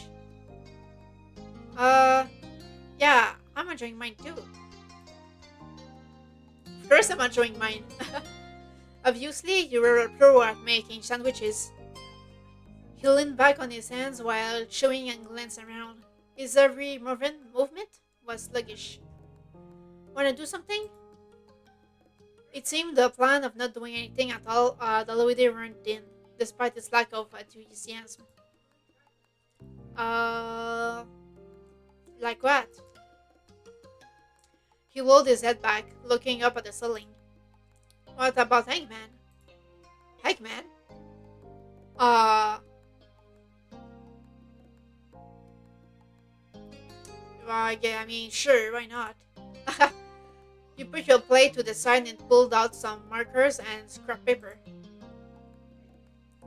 As you laid everything on the floor, he scooted back to make more room in front of you. Covey picked up one of the markers with his right hand, while keeping a half slice of sandwich in his left. Can I pick the phrase? Okay, I want you to guess first anyway. He smiled briefly before he bent over the paper and began sketching the Eggman frame. Then he stopped, pursuing his lips in thought. He tapped the end of his marker against his cheek. You watched silently as Covey looked down at the paper, up at your face, and then off to the side in a loop. His marker kept tapping his cheek the entire time. You raised an eyebrow. He suggested the game and wanted to pick the phrase, but it looked like he didn't actually have anything in mind for it. Finally, he put empty lines on the paper to signify spots for letters. Alright, you can start guessing. Okay. We peered over. His secret phrase consists of 3 words. The first two had 3 letters, and the last had 4. You thought hard about what your first guess would be. I turned one letter in the of the alphabet. Oh, okay. A. You got one. After the first round, you were about to take another bite of your sandwich when a thought occurred to you. I wonder if anyone turned off the TV downstairs. The TV. It was on earlier, but no one was fully watching. Then everyone started leaving the living room. I know I didn't turn it off. It might be on downstairs with no one there. Kobe smiled crookedly at that. For a show. Playing with no one around to enjoy it. What was it? Uh, they squinted it off into the middle stands, trying to recall the show's name. I feel like it was some kind of crime-solving drama. Covey nodded sleepily, his eyes closed, then opened again with some effort. Can you give any specifics? Maybe I can guess it. Well, you rested your chin on your open palm, greedily taking as hard as you could. I remember there was a woman with long blonde hair, I think. She was the one solving crimes, like as a detective or something. There were scenes in a police station. Cause someone got arrested? Lou lapsed into silence, the both of you thoughtful. Then Covey chuckled. It wasn't that funny, but you joined in the laughter anyway. Why are they laughing? I don't know. I don't know what that is. Me neither, and I just saw it. E. Okay. Good guess. Another round came and went, and Covey grumbled as he readjusted himself. His features were twisted in a grimace. I feel so sticky. I'm gonna be stuck to this floor forever now. What? Uh, you can be my new roomie if you want. Even if you thought that my room was weird before. He smiled slightly at your joking suggestion. That wouldn't be so bad. You could let us smile too. Now that you thought about it, being roommates with Covey would be fun. Then you returned to the game. You. Cats well fed and head pass applied. Perfect! The cats can be quite annoying when they're hungry. I had a cat before, so I know how it is. I'll try you. Okay. Yep, that's right. Kobe spoke up once more, catching your attention. He was peering down at the piece of paper between you, his expression thoughtful. You know, Eggman is kind of a creepy game. Why did people come up with it? Why did they play it? What do you mean? You're the one who suggested to play the game. uh, I've never thought about that. I don't really care where the game came from. um, Maybe it's what they add instead of really Kurt. What? Yeah, I think it's a real game. No one knows where it comes from, I guess. Really? Nobody knows? Not for sure. Wow. Why is he so impressed about that? Kobe sounded impressed that you knew that piece of trivia. We sat up straighter under the raid of his stare. I have no idea what this is. Oh, that's another one. Okay. I'm bad at Eggman. By this point, Kobe had finished his sandwich. Yours was almost gone too, but you know you were getting thirsty. You brought it up to your nine bar. Should we go downstairs to get some drinks? I was thinking that too, but I don't really want to get up. Me neither. They looked over at him, narrowing your eyes with false suspicion. But hey, what happened to you not being able to get up over ever again because you were stuck to the floor? I was curious and googled the story of Hangman and it indeed very creepy. What? What do you mean creepy? Wait, hold on. Is it some tortured thing? Oh wait, hold on. I wanna know. Back when criminals used to have the death penalty, they could have the opportunity to guess a word in the style of the game Eggman, and if they guessed right, they would be allowed to live. However, almost all were illiterate, so it was effectively just a way to mock them before they died. Oh my god. Why do we play this game? Oh my god. Why? Why is this game still existing? That's creepy. I don't want to play Eggman anymore. That's still true. I mean, we're not actually going, are we? I only thought about it. Oh my god. Please, let's stop playing Eggman, Covey. We learned about his true story. It's not a good game. It's a demonic game. Okay? It's not a good game. You rolled your eyes and dropped the issue. Defeated Covey, grin a little at your disappointment over this victory. Oh, I can't put anything. I wanted to say let's stop. I can't. Le.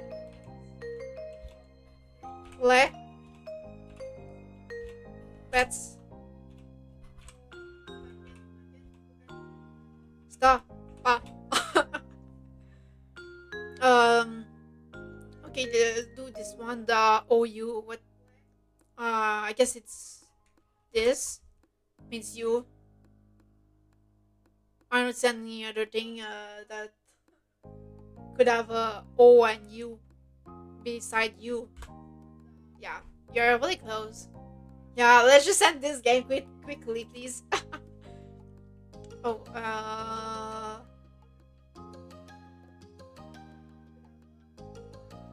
I don't know.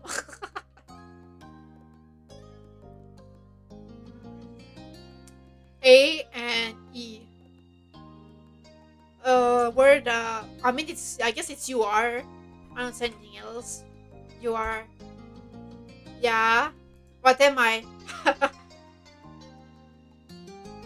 uh.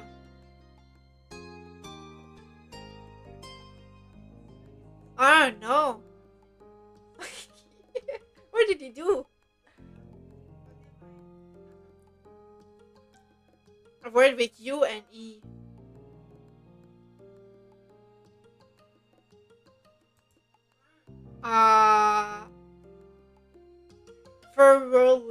with U and E. I don't know. Well, let's try something. I don't know. D. Ute. Oh, okay. I know what it is. Oh my god. Why did you do that?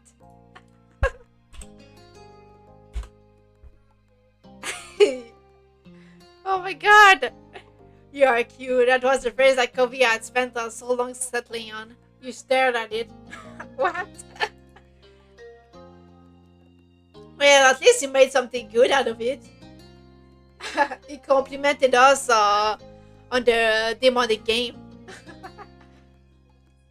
A few correct letters in, you had the feeling you knew what the phrase was. Still, you felt butterflies in your stomach at seeing it, clear as day on the paper. You took in the words for a moment longer, then you looked up at Covey. Oh my god, this is blushing. Oh, you do this to yourself, you know. He had trouble meeting your shocked gaze, a smile settling accurately on his lips. His next words left him in a mumble. I mean, What do you mean it's all you could think of? Okay. It was all I could think of at the time. You could think of a lot of other things, you know.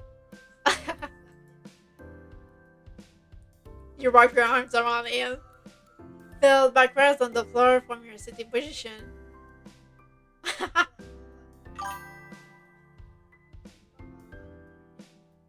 It is clearly you are a lute. What? Like the instrument. No, he said it's cute. I'm not an instrument. um.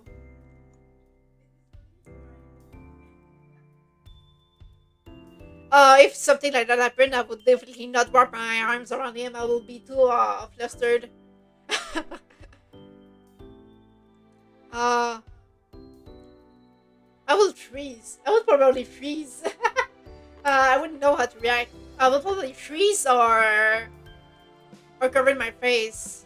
I don't know. Maybe I would run away. I would be too flustered. Uh,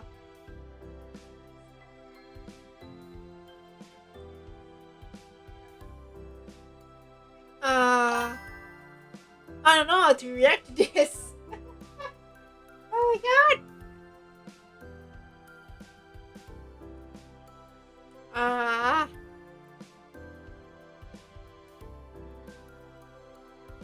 If you just stare at him, he's gonna, I don't know, beautiful show of disbelief. That's not the proper reaction. Cover your face bashfully. Just a stone face. Yeah, like, what the fuck is happening now? I will labor this one or this one. I will do this, yeah. You did this, it's your fault.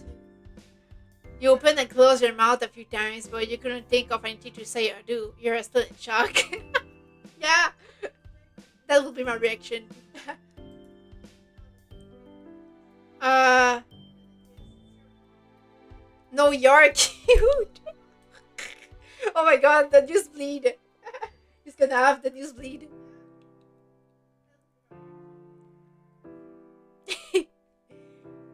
Oh my god. Yeah. Let's see. Chloe smiled a bit more, clearly still feeling a crowd about the move he pulled. He turned away from you, his cheeks tint in pink. A moment passed between the two of you. Now would be the perfect time to change the subject, but you didn't. He didn't either. Oh, please change the subject. It's getting awkward now. Things started feeling a bit more personal all of a sudden. You looked into the Kobe's ocean eyes and saw yourself staring back. Do you mean it? It's just dark souls all out of the room. Oh my god.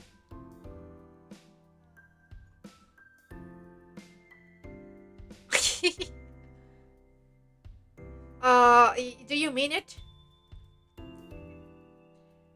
Tommy didn't crack a smile or tell you he was joking. He just firmly kept his gaze. They say something. Yeah, okay. Finally, it broke the eye contact. I've heard that at some point you are supposed to start liking types of people, guys or girls or whoever. I don't know. Well, why are we talking about this? I'm I haven't fully noticed that yet. Nothing's changed. Not in a big way. Not for everybody. Which means, maybe I have to grow up more. But at least with... You waited, but he trailed off. He wasn't going to keep talking. You put it. You wanted him to finish his thought. At least what? You shook off the strangeness of the situation and tried to be sportive. Maybe you just don't like anybody, or maybe you like all types of people. That's normal too. Covey seemed to appreciate that thought, if the smile that appeared on his lips was an indication. But the expression was quick to disappear. He peered over at you, looking nervous. Okay, what about you? What kind of guy or person do you like? Why did you go straight for what kind of guy? I could like girls, you know? He winced and seemed to be mentally kicking himself for saying it like that. You considered this question carefully. Did you know who or what you liked? Or started to have physical attraction, or seemed to have physical attraction. What? Uh, this game goes deep. Yeah. Oh my god. I wouldn't even have that conversation with my closest people around me. Why am I having this conversation with NPC of a game? What is going on? Uh, uh, why? I don't know what to answer to that. Why is there so much answers? In a general way, feels kind of attrition in specific cases and situations. Is that the same? You know, you really have physical interest in other people. Or you didn't think you could tell if you had any. I don't know what I'm supposed to answer to this.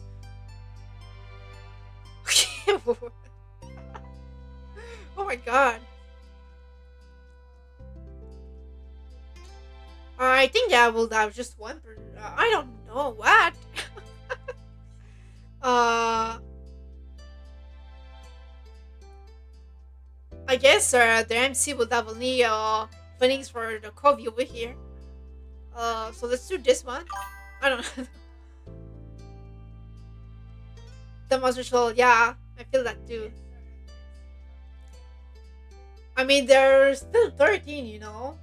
Um, at 13, I didn't even thought about romantic things, you know. I was I was not into the romance or physical attraction. I wasn't into like that. Uh, all I wanted was to play. Yeah, I still had the mentality of a child at this age. So, but five seems the most straightforward if you want to go romance Covey, I guess. Yeah. I mean, I think the MC in this game actually have feelings for Covey. Or maybe we should wait. Let's do this one. Let's be neutral for now. The person is still 13. What? I choose the what? Uh, why is it making me choose again?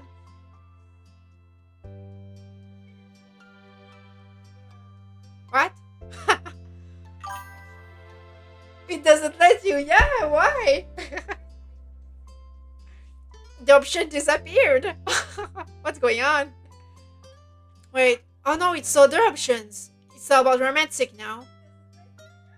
Uh, Uh, I don't know. Whereas don't have romantic attraction in a general way.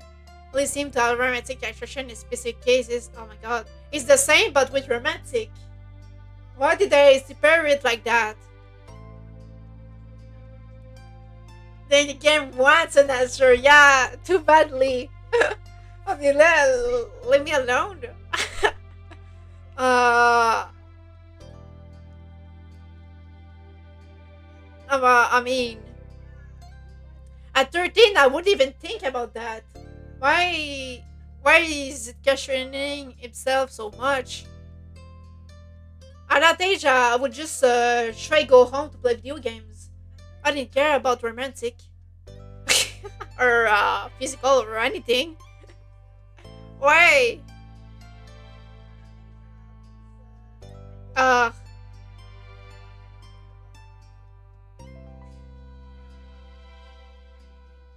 I guess there's only 1% of wild romantic. I don't know. No, I don't think about this. Let's go with this one. Yeah, I mean, specifically when it came to how you feel towards boys. Wow! Oh my god! Is this never ending? Enough now. Uh, uh, I don't know. You found them attractive, you'd be happy to be with a guy. Found them attractive, but you didn't thought about being with a guy. I don't know. I didn't thought about that when I was 13.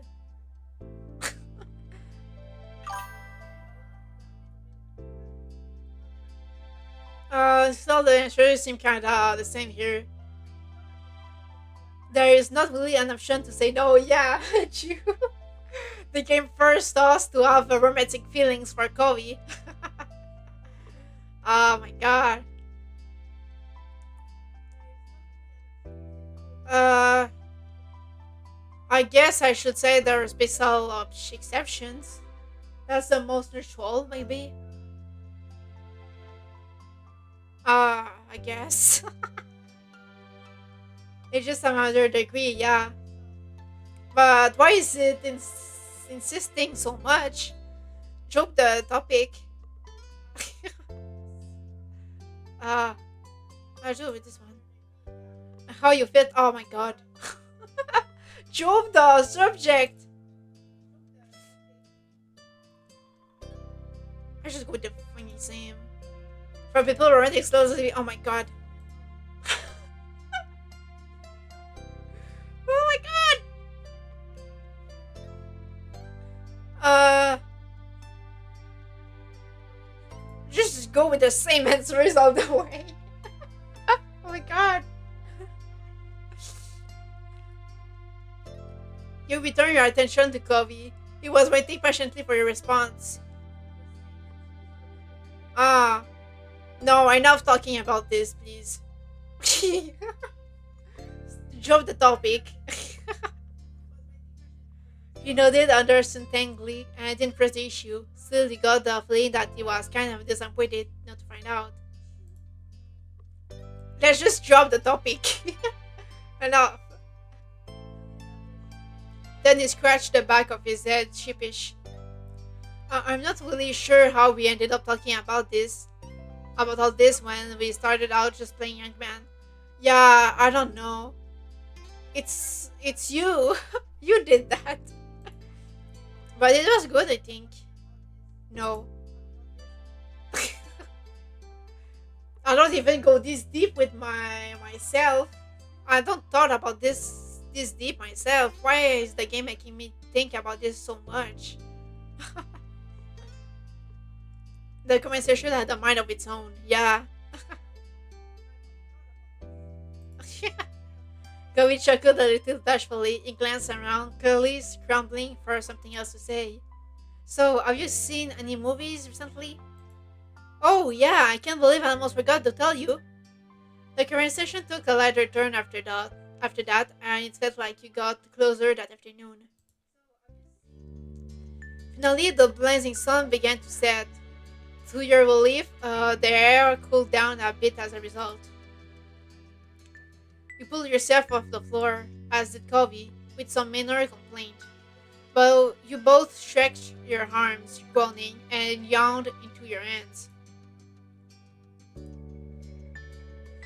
You glanced out your window briefly, taking the soft reds, pinks, and purples of the late afternoon sky. Somehow you had made it through the scorching hot day in one piece.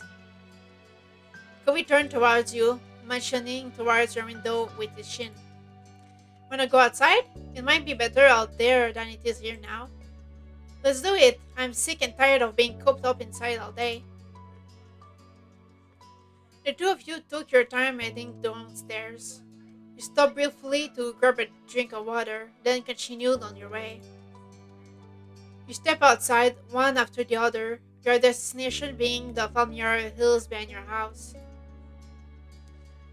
This time of day, it was quiet outside. The flowers blew gently in the wind, petals trembling but stubbornly hanging in there. You felt the breeze cool your heated skin and you relaxed your shoulders. Kobe closed his eyes, releasing a deep breath. I really love it out here. Uh, why? Why is it surprising? I do too. Kobe smiled, tendrils of his hair danced with the wind. A bit passed, but his gaze didn't stray from your own.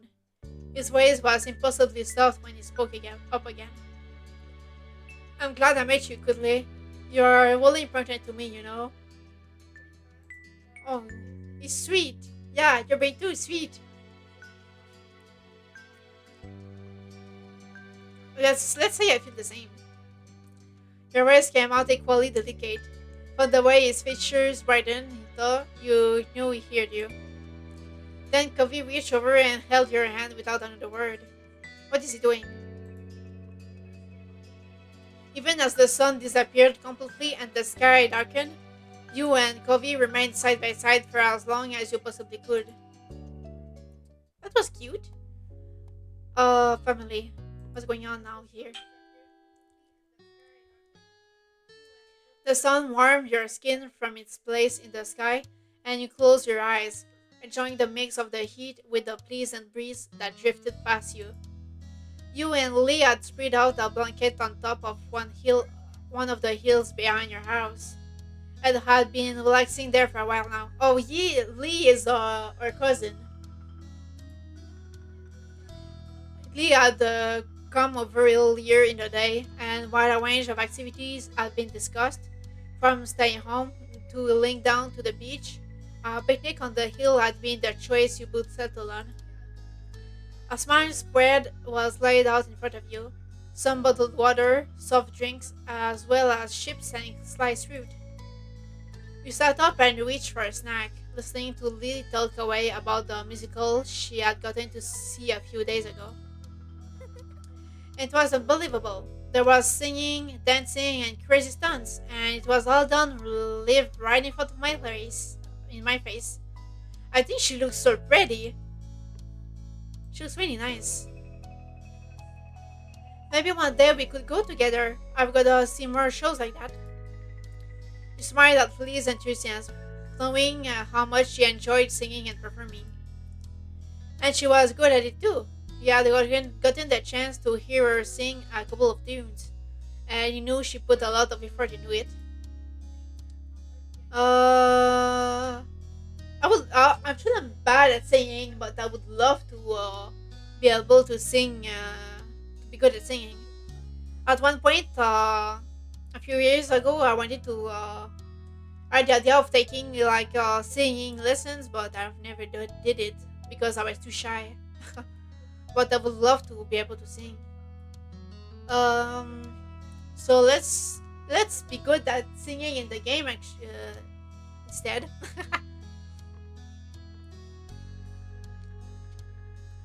Yeah, it was nice the two of you could share that interest. I wonder if maybe we could put on our own show. Think of how fun it'd be. We could perform for our parents and ask our friends and some other people to come and watch too. It totally work. Uh, yeah, we'll get the stage fright. Already it is bedtime for me. Have good sleep. Okay, rest well. Have a good night's sleep, and thank you for coming. Oh, so yeah, that's too. I don't know about that. The idea of you stage fright because was too shy. I would be too shy to do this. But wouldn't showing off to everybody be fun? The thought of announcements made you feel queasy. Not really. Are you sure? Are you really super sure? You have so many skills you could show off to the masses. Okay, I do it. You could see that Lee was really excited about the idea, so with a small nod of your head, you agreed to go along with it. I'm gonna sing. Do you wanna do or maybe do something else? Uh, backdrop or some kind of what? I call a big cold office. I do some kind of stunt that goes to the music and dance. I'll play an instrument. Yeah, I play an instrument. The guitar. That will be perfect. Is there anything else that's coming to your head? One more thing. Yeah, I would sing too. Cool, we'll perform an equitable duet. Is there anything else that's coming to your head? No, that's all. The two of you ran back to your house to grab the supplies you needed, dodging your mom's amused questions before heading back out to the blanket to get started. You lay down on the blanket together, your MP3 player in hand, and the two of you swept through the songs you choose one you both liked. Lee and you discussed the plans in detail, settling on a song first and then practicing out parts for the show. The afternoon passed quickly, the sun dropping lower and lower in the sky. And after having thoroughly worked out how the show was going to go, you decided to take a break. Oh, we should have invited Covey to watch us practice our show. He could tell us if it's bad before we put on the whole thing. Uh, I guess that would have been okay. It might have been nice for Covey to be here, but you felt weird when thinking about him watching the show. You could ask him to watch us another time. Maybe. It's too bad Derek isn't in the neighborhood today. I like him. Uh, yeah, I like him too. I knew you would. But speaking of boys we like, what's the relationship status between you and Covey? Is it good? Oh no, not this again. Uh, I think things are alright. Yeah, they're fine. Alright. Alright is better than bad. But, like, really, are you gonna be telling him you have a crush on him anytime soon or what? Uh, no, I am not telling him, no. Why not? You know he has a crush on you too, it's obvious. I can't do it. Ah, goodly. You didn't want to continue this at all, so you keep your mouth shut. The two of you talked a little more about Covey, among other topics, and you found that it was nice having someone to speak with about these sorts of things. Finally, you both decided to pack everything up and head back home for the evening. We talked excitedly about the show as you did, and you thought back on what you had already accomplished for it. You could definitely do with a little more practice, but what you had so far was a solid foundation for the performance. Upon walking through the front door, you were met by your moms and Elizabeth hovering around each other in the living room. Tension hung thick in the air as the three of them turned to you and Lee, phoning slightly. You had interrupted something. Exactly what? You aren't sure. What's all going on here? Whoa, who died? No, maybe not.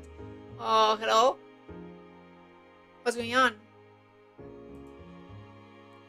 Your moms looked at each other, wondering which one of them was going to speak first. Eventually, Mom cleared her throat and spoke. Oh, We're just having a talk with your sister. The mood felt quiet again, with no more quiet knowing what to say. You felt incredibly awkward, but the silence didn't last long. You don't have to stop just because those two are here. There's no reason to try keeping it a secret.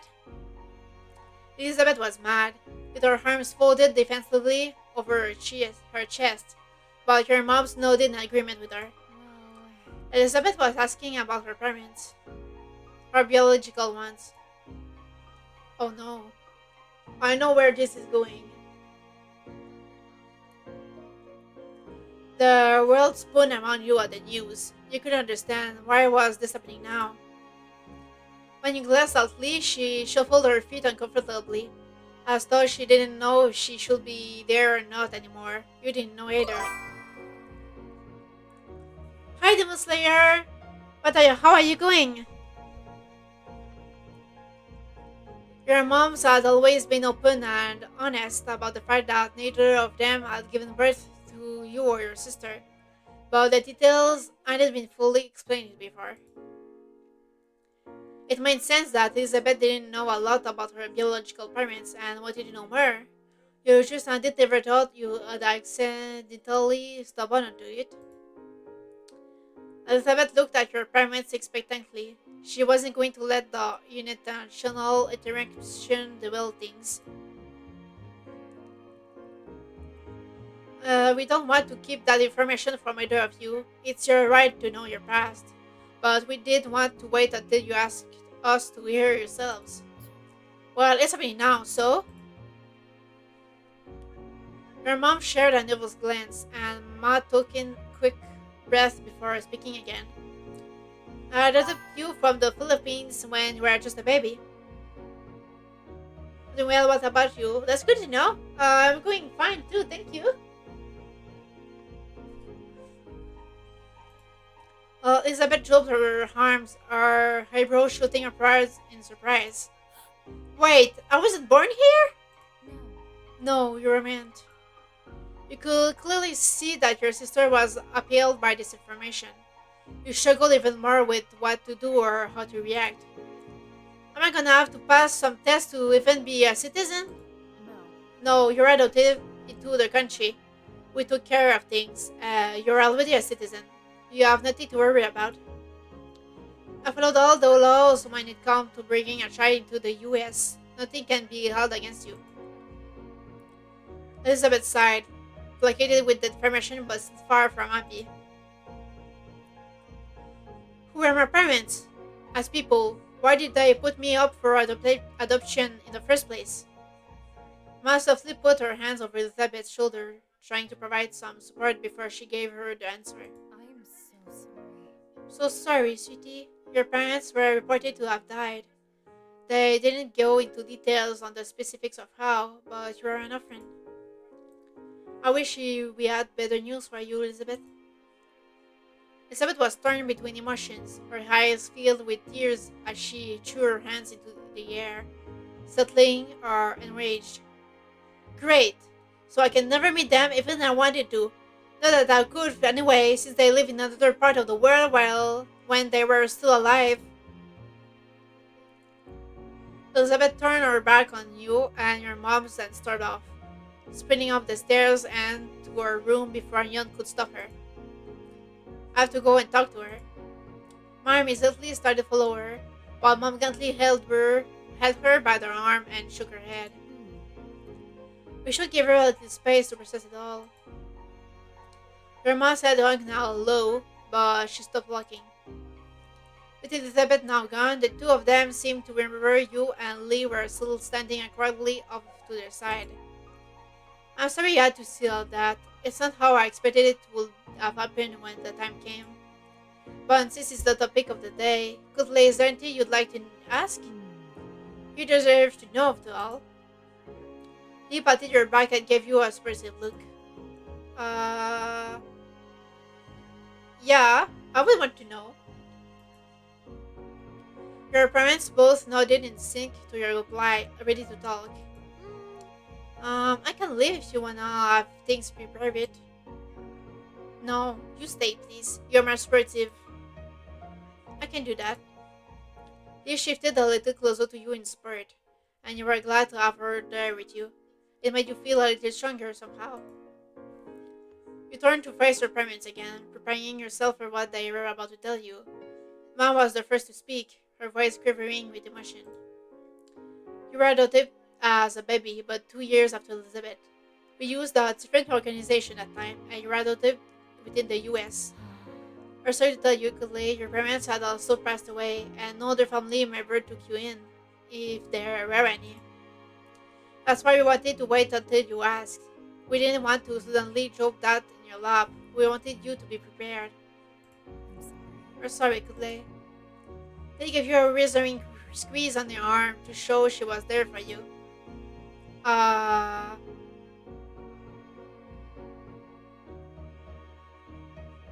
if it was me, I would start to cry. Knowing that we'll never know what happened to my parents, I wouldn't feel good about this. I'm not saying I wouldn't be angry, but I will feel sad. Yeah. A lump formed in your throat just as warm tears started falling over your cheeks. You wiped them away with the back of your hand, still think quietly. Thank you for listening, Clay.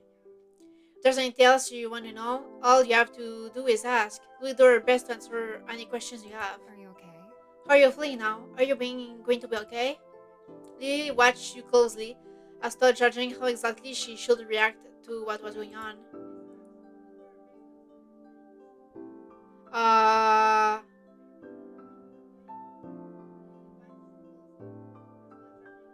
yeah, I wouldn't be okay.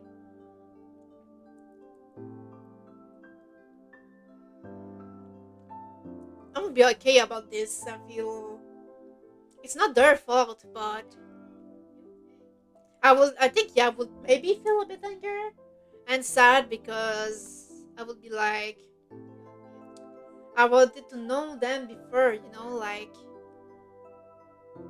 where do I come from and things like that. I would want to know everything, and that would make me angry and sad. I think, yeah. I'm not okay. You tell me something like that and expect me to be okay with it? Your mom's looked visibly taken aback. We're sorry, Clay. You don't have to be okay. We never wanted to drop this on you out of nowhere. No one seemed to have any words after that. Uh, yeah, I would just get out of the house and go somewhere else. Have some alone time. Yeah, I would probably go out of the house. You turned on your wheel without another word and headed towards the front door. These footsteps echoed from behind, and you knew she was following you.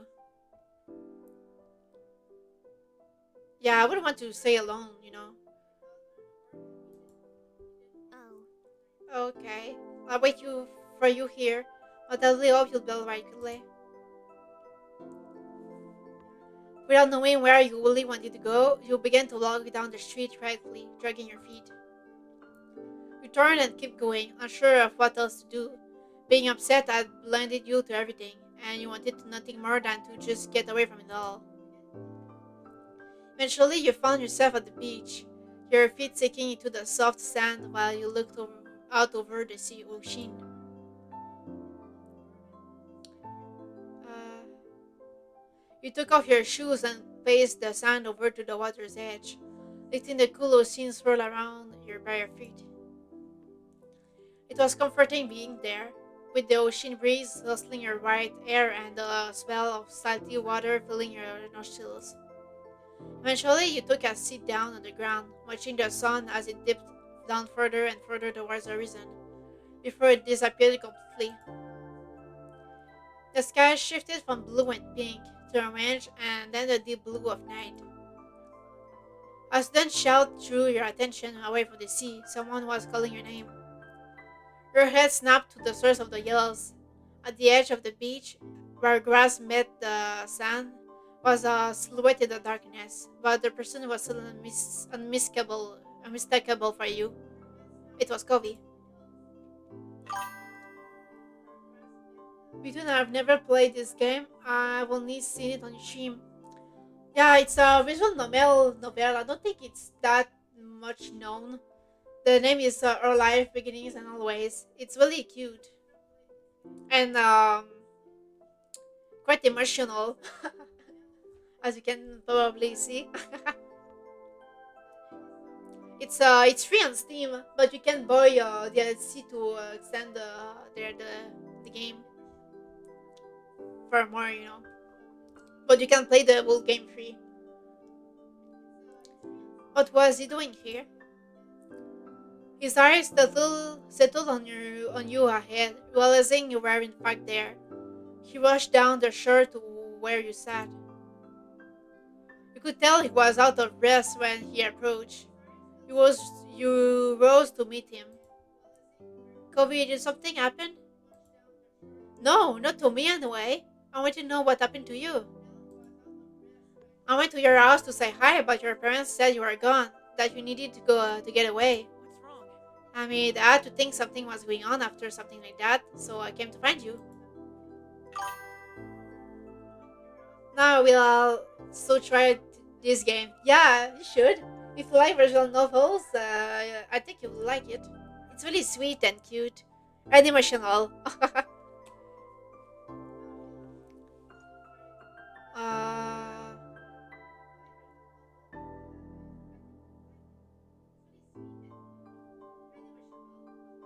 let's do the one who tries to be strong. You know. Yeah. Kobe's forehead furrowed in concern. He wasn't going to accept that lie at all. There's definitely something. Do you not want to tell me? My parents, from before my mom's, died when I was a baby. Moms didn't say how. Maybe they don't know, but there wasn't any other family I could live with, so that's why I got adopted. Without having to say anything else, Kobe reached out and pulled you into a tight embrace. He saw me right enveloping you. I'm sorry, Goodley. His words were whispered comfortingly into your shoulder. Uh,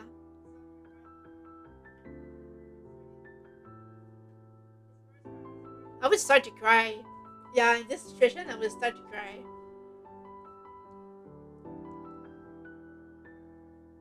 Yeah. You pressed your face into the crow's neck, unable to stop the tears. The hold he had on you tightened. Can you explain everything to me? You nodded softly before taking in an heavy breath and launching to the story. Kui sat quietly and listened attentively, nodding every now and then or taking a sharp inhale. It took a long time for you to relay the details. Dozens of stars were pinpointed in the sky as the night were on. Silence settled between you as Covey sat quietly for a moment, contemplating everything you had said. When he finally spoke, his voice was quiet, drifting through the night towards you. Good night. I'm so sorry. I'm really sorry about what happened to your parents. So sorry. When did you play the game for the first time? It was I don't remember actually, but it was quite a long time ago. I don't remember that much of the game, but I remember it was some moments, but I don't remember that much of it because I have a bad memory. So it's like I'm experiencing the game all again. And I think I've made some choices differently, so I guess that changes what happens in the game too. So yeah, I don't really remember, but it was quite some time ago. He stopped suddenly and took in a deep, shaky breath, and you got the impression he was struggling with what was right to say. Uh,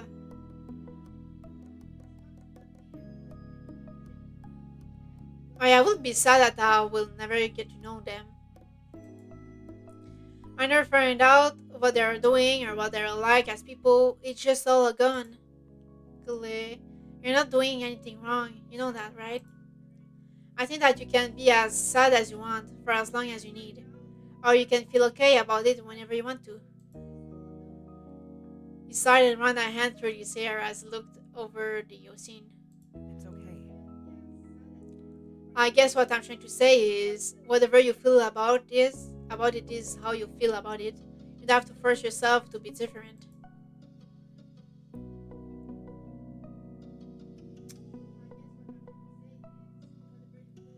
What he said is really true. I mean,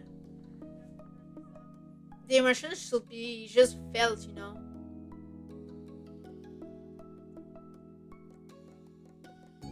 Yeah.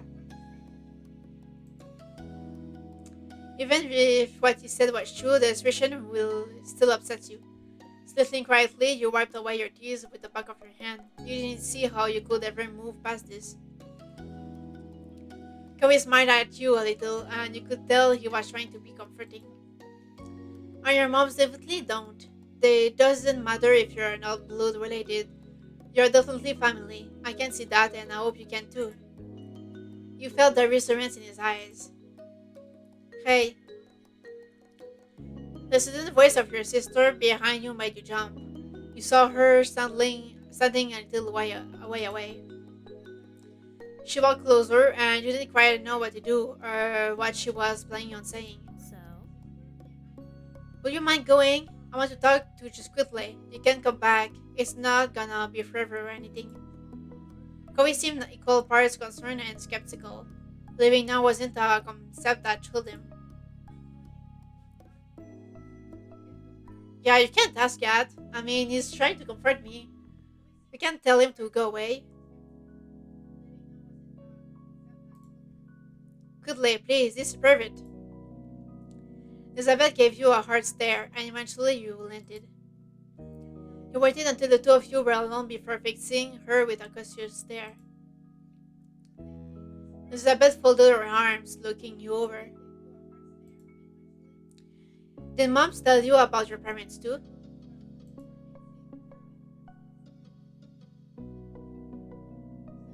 Uh, yeah, let's just say it. Elizabeth broke eye contact after that. sorry. Why did you want to talk to me? Elizabeth raised an eyebrow at the question, as though the answer should be obvious. I was worried about you. I was the one who brought it up, but I made you deal with whatever was left when I was gone. She sighed, glancing upwards for a moment before settling on you once more. I wanted to ask you what happened with all everyone breathing down our necks.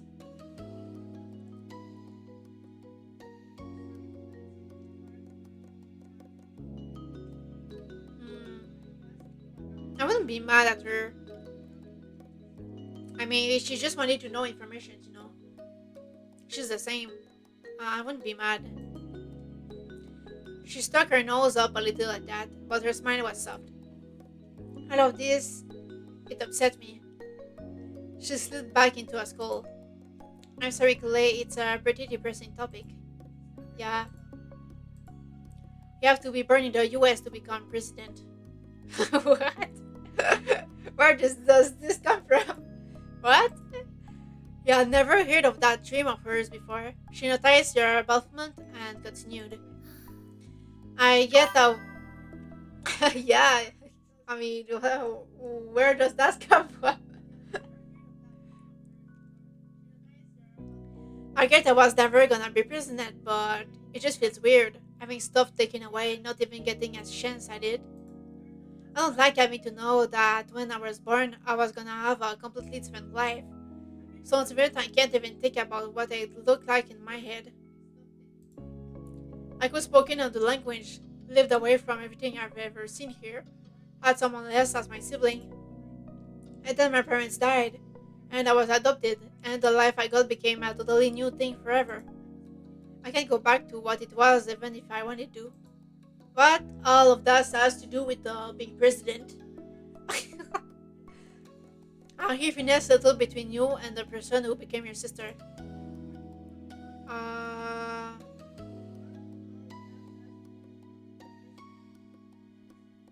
I know I don't understand.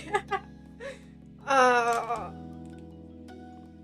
mean, what does that have to do with being president? I don't understand that way of thinking. I understand what she means when her life will be different, but the president thing? I don't know. Let's just say we feel like that. I don't know. I'm not gonna say I don't understand. I mean, it's gonna make her mad, or I don't know. Guess I'm wondering what my life would have been like if I wasn't adopted. There are so many things that could have been different. Elizabeth watched you seriously. She was still trying to make sense of this to you and herself. I don't know why today was the day. The day came up to make me ask the question. It was just something I've had in my head for a while. When it was just me and Mom's in the living room, I just kind of said it, finally, and there you go. She shifted from one foot to another, relaxing her stance just a bit. She also spoke arrogantly. Learning about them and what happened doesn't change how I feel about her family, could they? She smirked, fixing you with sharp eyes. I'd already figured a long time ago that moms weren't our biological parents. That wasn't news. Uh, Technically, one of them could have been related to you. Yeah, our moms can have kids, just not both together. True, but I'm not half white or native Hawaiian, so no, neither of them could have been my mom. Nice try. Nice try, smart alert. The thing about the family I was first born in would made me decide that this wasn't my family anymore. If you had hoped you'd be free of my big sisterly status, don't think you're so lucky. She bumped her shoulder against yours playfully. Her lips tilted at the corners. You'll always be my little brother. That's sweet, actually. Feels like they have a actual bond, you know.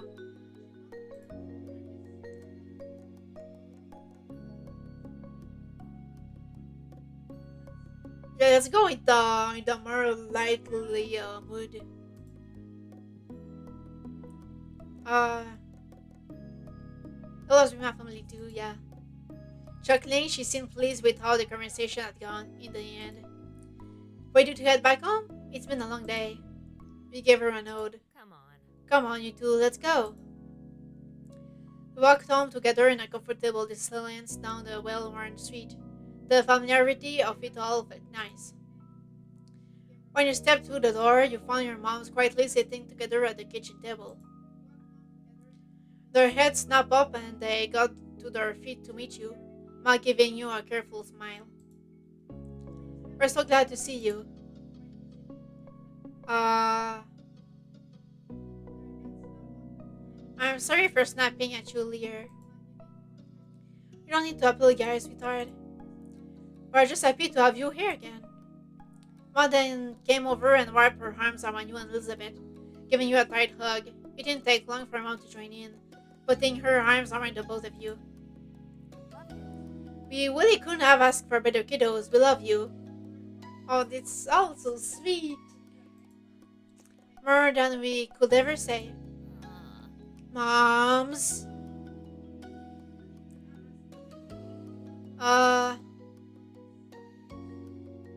Yeah, I would react like I'm barbarized as a kid. I mean, you're smooshing me.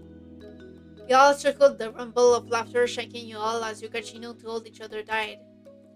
I love you too. They both pulled back eventually and grinned at the two of you, and you knew that then that you had all wait. And you knew then that you all had each other, and you always would. Sorry, I don't know why that was so hard for me to read.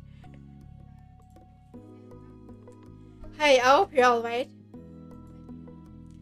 Lee came up towards you, a soft smile plastered on her face. And are you okay, Elizabeth? Elizabeth rolled her eyes and muffled a breath. You knew she wasn't used to showing her vulnerable side. I'm doing fine. Lee nodded, though you could tell she didn't quite believe her.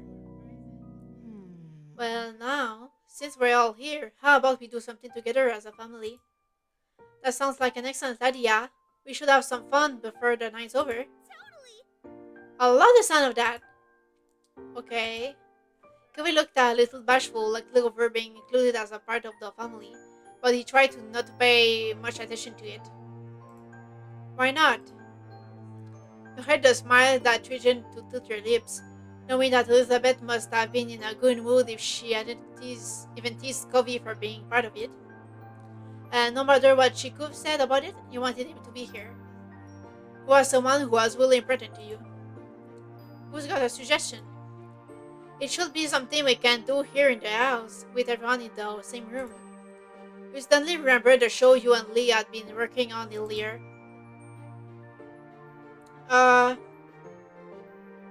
Maybe we can do our show. A show? This is the first time we're reading of this. I'm intrigued. It'll be amazing if you put it on for us to watch. Oh yeah, I need to see what you've Caught up. That'd be cool. He smiled at Lee, who returned the gesture with a bouncing on her heels with excitement. Take some seats and we'll get everything together. Your moms collected the chairs from around the dining table and set them in a row in the living room, where there was enough space for the show. While they did that, you and Lee quickly gathered the supplies you needed and we rehearsed the plan one last time.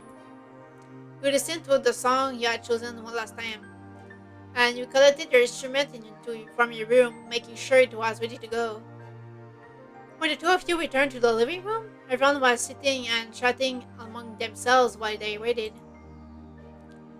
The group cried down when you and Lee stood in front of them in your makeshift stage. Lee was buzzing quietly with excitement beside you. Uh, you felt nervous. Yeah, I would feel nervous. No matter how small that audience was, it was still all eyes on you. Okay, so welcome to our show. We only came up with it today, but we promise it'll be good. Uh, no refunds. Laughter rippled through the mini audience. Then you noticed that you were ready to begin. Lee took in a deep breath, uh, waiting the few beats it took to get into the song, and started singing. Your part of the song joined in just a few moments later, and you smiled at each other as you sang together. You strummed along on your guitar. When the performance was over, Lee took your hand in hers and the two of you bowed deeply together. Everyone gave you a round of applause and cheered for an encore. When you straightened yourself up, you were happy to see that even Elizabeth was clapping it for you. Bravo, bravo! Good job. You are so talented. Your family rose from their seats and came over to congratulate you more directly. You were beaming from ear to ear. Covey was the first one to approach, stepping up to you and Lee with a smile on his face. That's nice. Nice job. Thank you. You're a really great singer, Kool-Aid. It was cool. Uh, That's pretty good, huh? And you're humble too. You laughed together, feeling as light as a feather. Your parents gushed about how great everything was and thank you for sharing it with them. Elizabeth was complimentary in her own way, although she did describe the show as cute, which you know she meant it as kind of kiddie. You laughed it off, however, and were just happy that everyone had a nice time. In that moment, you couldn't have been more pleased to be part of the family you had. That was cute. Dinner, okay? What's gonna happen in dinner? Sunlight shone through the windows as you sat in your living room, your home phone pressed to your ear. Covey was on the other end. It'd been shaping up to an ordinary day, like another until Covey had called unexpectedly. He sounded unusually nervous greeting you. You listened silently as he kept talking, his words stilted. So I was just wondering, do you want to come over to my house for dinner tonight? The question came out strangely, almost like he'd rehearsed it a few times beforehand. Your eyes, your eyes widened a little. You hadn't expected this to be the reason behind the call. Uh, yeah, sure I go. Why would I not? That's It was, huh? Oh, it seemed that Kobe still had more to say, and you just interrupted him. Oops. Ah, I'm sorry. Cool, well, he stumbled for a bit, trying to gather his thoughts again. My mom and dad, they really want you to be there. Sure, parents don't have a problem with it. They asked me to ask you. We took a moment to think. Dinner at home would be quiet and uneventful today. If you really wanted to, you could go to Kobe's instead. Kobe spoke up again, breaking your thought train. His voice was softer than before. So I want you to be there too. Can you? Come over, I mean? Why would I say I can't? Well, I said yes a few seconds ago. Uh, yeah, I can come.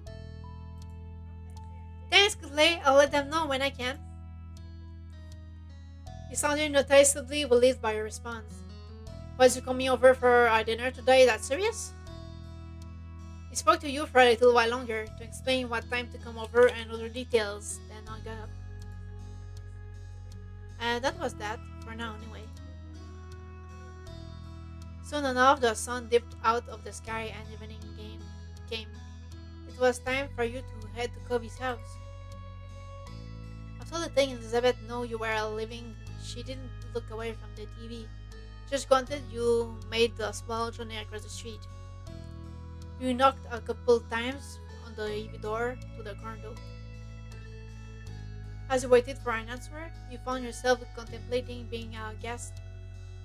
Both Kobe's parents were there. Hmm.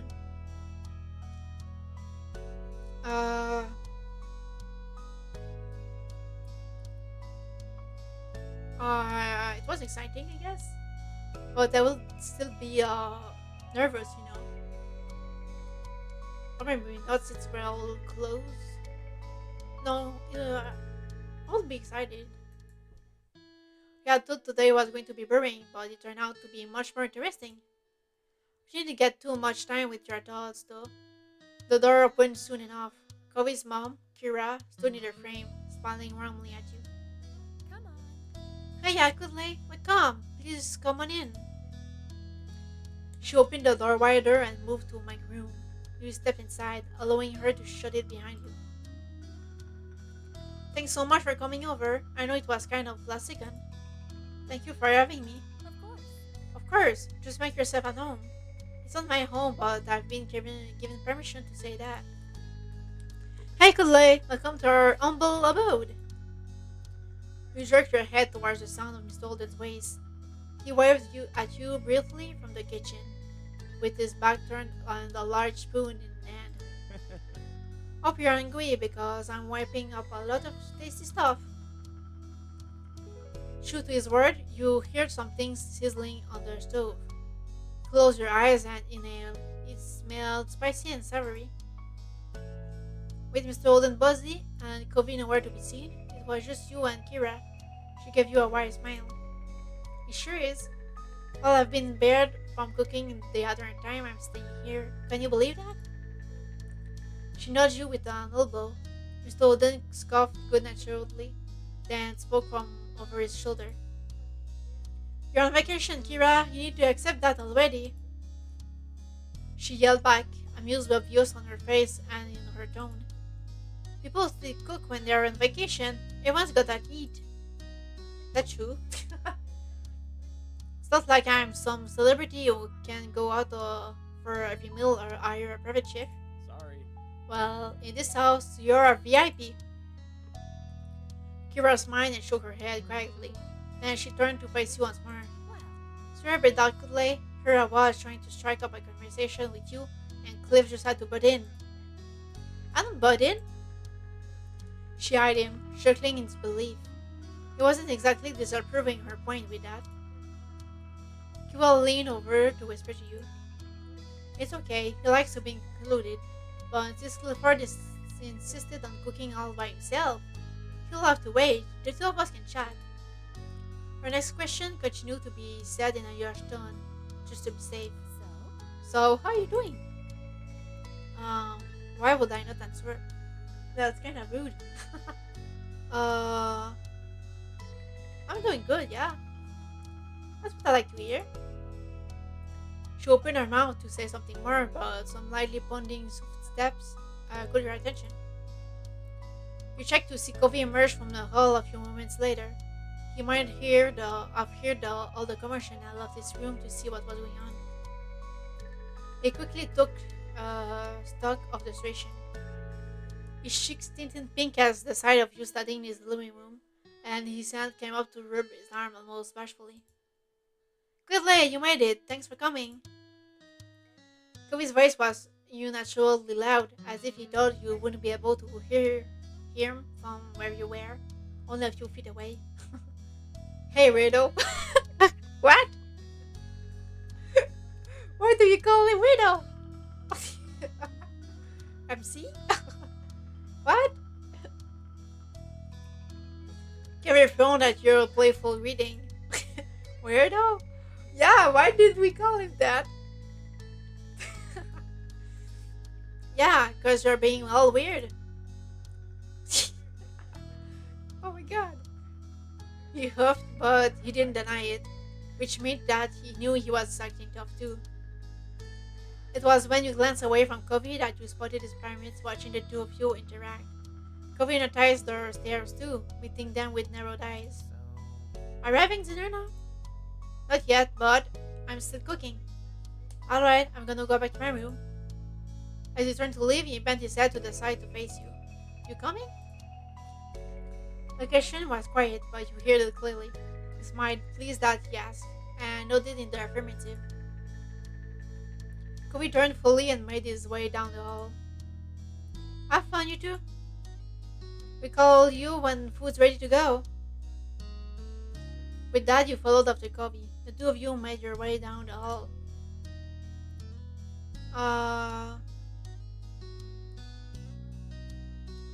Yeah, I must have been visited his room before since we're close friends. But maybe rarely. I feel like he will be the one coming to my house in this game. So let's do this one. Kobe got to the first door, opening it and stepping inside. You joined him. There was a mat on the floor in front of the door. As you stepped over the threshold into this room, you felt the crunch of sand beneath your feet. The sensation was nothing new to you, of course. Kobe constantly came back to his room covered in sand, not bothering to clean himself off at the front door, and it got all over his personal space. That's just how he was, a little bit of a mess. You hadn't heard Miss Holden ever scold him for it, not like your moms would if you'd done it. You can sit wherever you want. Kobe himself took a seat at the edge of his large bed, looking like the picture of comfort, and left you to decide.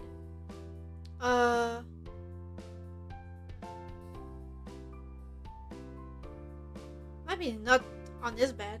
I would feel comfortable to sit on someone else's bed. Or maybe since we're close. I don't know.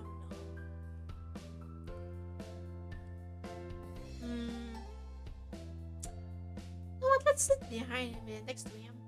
Yeah, let's do that. As soon as you sat next to him, Kobe grew tense. His back went stiff and he ducked his head away. He tried to hide a trembling smile. Oh my god, what? If you want, I can go back to the chair. He said it under his breath, as if he didn't want you to hear. You obviously did, and easily since you were right beside him.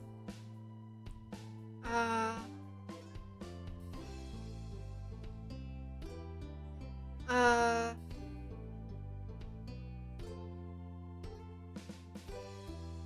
I wouldn't be nervous, yeah. He raised his eyebrows. You both keep noticing the others of you move. uh, yeah, you're like an open book, you know that. I can read you. Hmm. I'm not. Hard to.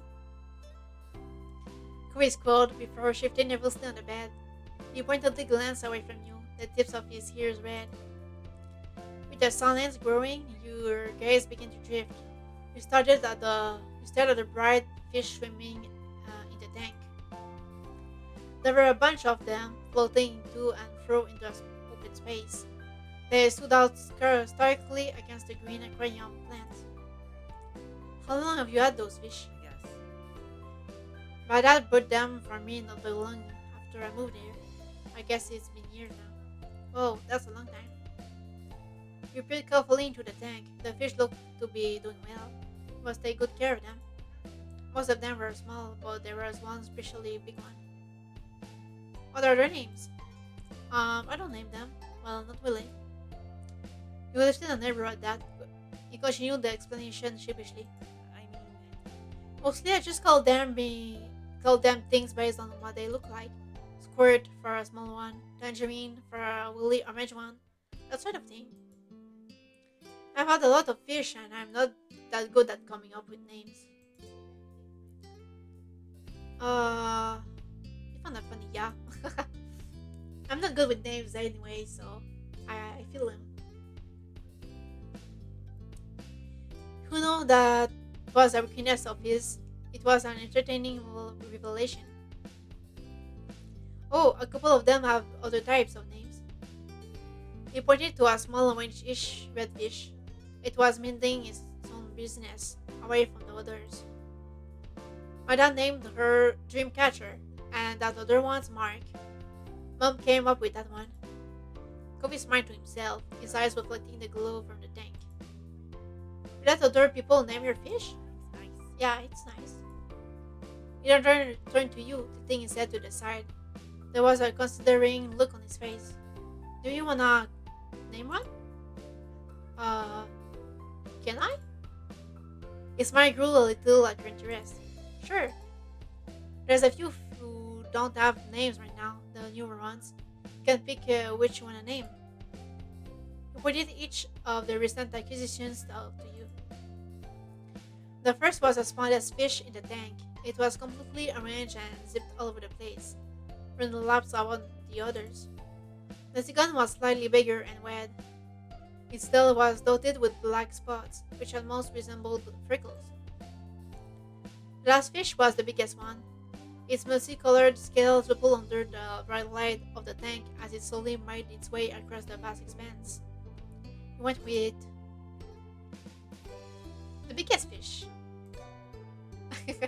Kobe only noted a transfer, waiting on you to decide on a suitable name. You watched the fish you chose closely. As you did, a name eventually came to you. What would I name it, Kobe? Quickly what? Jill. Sunbeam. I won't name him by your names. That's weird. Sunbeam, yeah. I like Sunbeam. Kobe laughed unreservedly at your choice. It was affectionate rather than insulting. You name things like my dad. Alright, it's Sunbeam.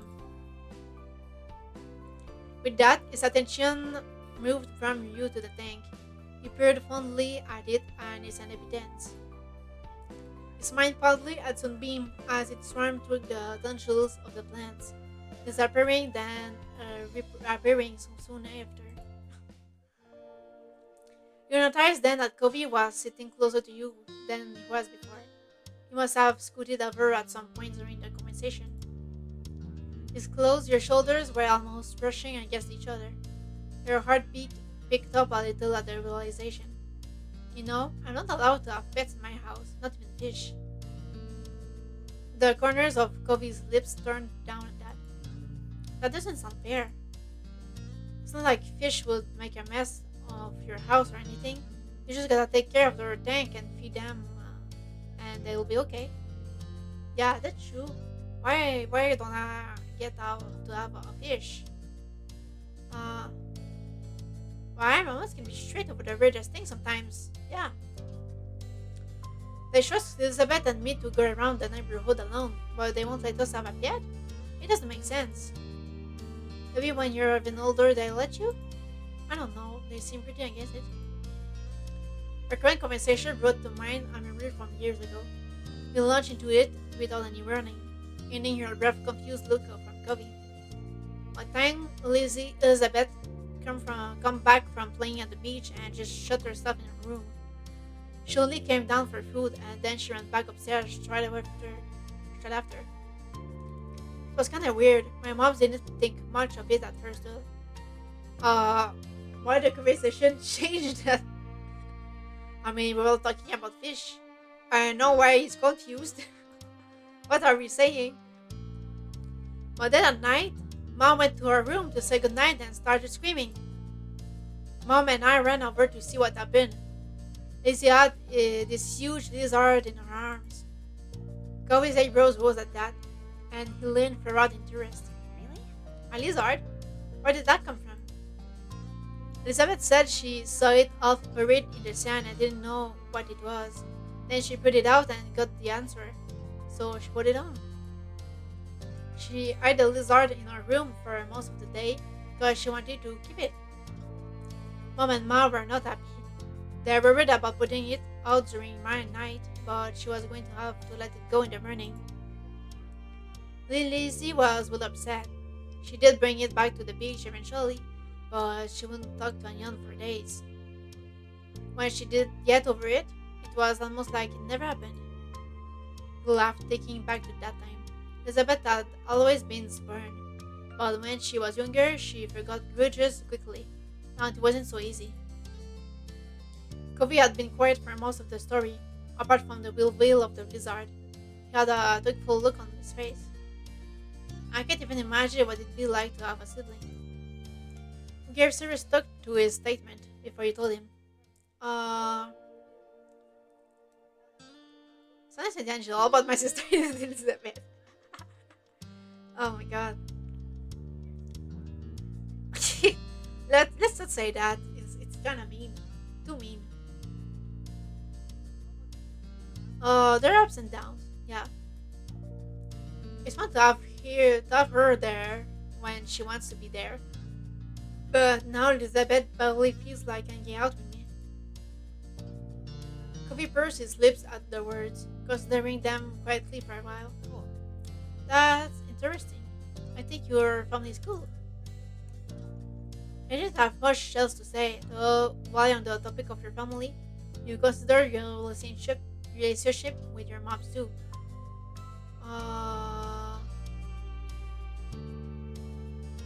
Yeah, I got along with them, even sometimes they're embarrassing. Yeah, get along with them. You had disagreements with them, but at the end of the day, you love them and they love you. That was what really mattered. True. Well, say what you want to about them, but at least your moms have never tried to pay someone to be your friend. Oh my god. Why? The thought prompted you to look over at Covey. He probably still didn't know that happened. We doubted that Mr. Holden mentioned it and you never had. You wondered if you should tell him. It was a long time ago, but you were keeping a secret from Covey. Uh... Uh... Uh... Oh my god. Oh no. This is not that choice again. I never know how to react to this. Oh my god. Oh no. I hate this choice. Oh my god.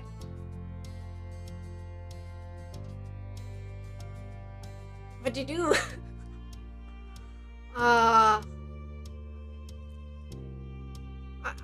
I'm scared. Is he gonna hate us? Oh my god. I'm too scared. What if he hates us and it goes badly?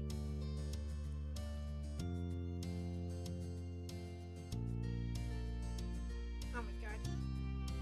I don't wanna tell him. I'm too scared. Let's wait. Yeah, I'm gonna wait. I don't want to tell him now. Oh my god. This is too stressful. Oh yeah, I won't tell him. Not now at least. Maybe when he's an adult or something. I'm too scared to say it now. Yeah. What if he got really upset? Just thinking about this, his possible reaction made you nervous. Time passed, but you didn't really notice. The two of you were busy, making plans for the rest of the summer and chatting about your respective days. Eventually, you hear the muffled holler from a different part of the house. You and Covey raise your heads in unison. Oh. It's time for dinner. Covey watched the firmly shut door he had been locked behind for most of the night, but he didn't make a move to get up from the bed. You couldn't see his face, so you didn't know what expression he was wearing. I'm glad you came. Covey picked back at you from the side. It's been awkward. What do you mean? Really? I couldn't tell. You were being sarcastic, of course. It was obvious that he felt weird about around his parents generally, and especially lately. Kobe said nothing else and remained set where he was. Now would be as good as a time as I need to ask him why his parents so suddenly wanted you to come over. Yes, let's ask him. It hasn't been awkward for just me. Sometimes it gets like this when no one else is around. But now you're here. Huh? You hadn't considered that. Well, it sort of made sense in a way. Yeah, since they're divorced after all. There was another shout from inside, too muffled to actually know the words, but you could imagine what they were. Let's go. Kobe finally get up, lumbering away with his shoulders sag. You followed after him. Together, the two of you made your way back to the living room. As we expected, Kobe's parents were politically waiting for you at the kitchen table, beside the windows overlooking the back of the house. Food had been prepared and set. Snowden beamed as you and Kobe took your places. I hope everyone's hungry. I could up a feast. I know I am. Yeah. Kobe's mobile response wasn't nearly as upbeat as theirs. His parents didn't notice, or they pretended not to. His shoulder instead looked at you grinning. Thanks. Let's all just take a moment to thank your special guest for being with us here tonight. I'm so glad you were able to make it quickly and on such short notice too. Uh, yeah, let's thank them.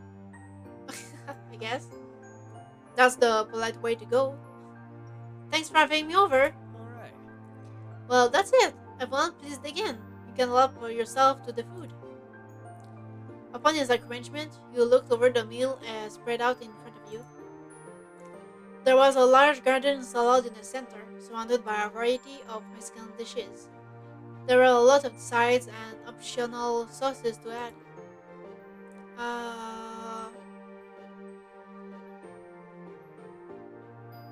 Uh, I could work with this, I guess. We didn't mind Mexican food. Mom loved it, so we ate it as a family often. In a way, it made your first dinner at the Olden house feel a bit more normal. Utensils and plates scrapped and clicked together as the group began filling their plates. Cliff, could you pass the salsa verde? Of course. Thank you. Let me just say, you really outdid yourself tonight. I'm so jealous. Jealous of what? Your cookies nothing to sneeze at, Kira? Kobe's parents made small talk, filling the silence with what seemed to be barely any word.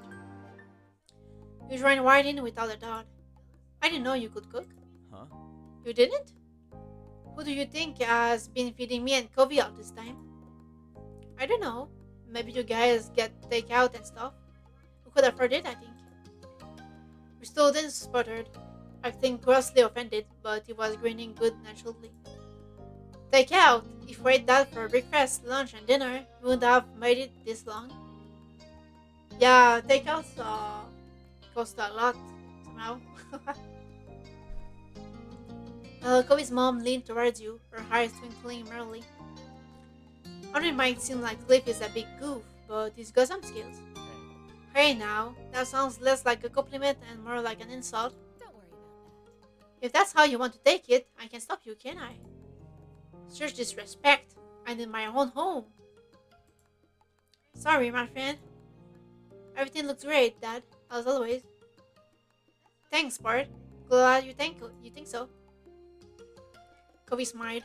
It was genuine, and if it was trained at the corners, even if it was trained at the corners, I don't know why I had so much difficulty with this. Brief silences interspersed the small talk. You piled some food on your plate, waiting for your turn if someone was serving themselves a dish that you had your eye on. As the food had been divided and things settled down, Kobe's parents started talking again. Now then, you sat up in your seat when you realized they were both looking at you. how's it going? How has everything been over at your house? Are your moms well? You keep wait, you mean you wait, hold on, sorry. You've been keeping busy this summer? Or maybe you're just trying to take it easy during the break? Uh yeah, we'll be quite overwhelmed. I mean, one question at a time, okay? I'm a guest, so I will be nervous, you know? Well, blindsided by them, your mind blank. Then again, this was Mr. Olden. Maybe you should have expected this.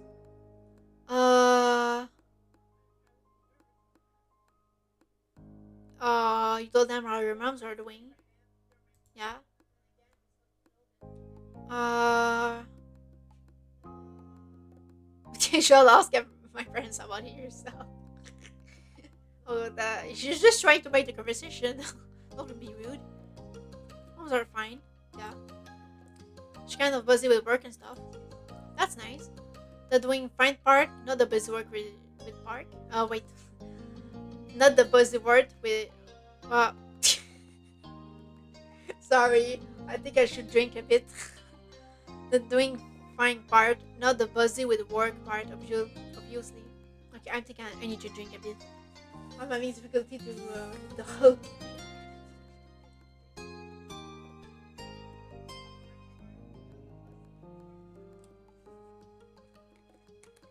Okay.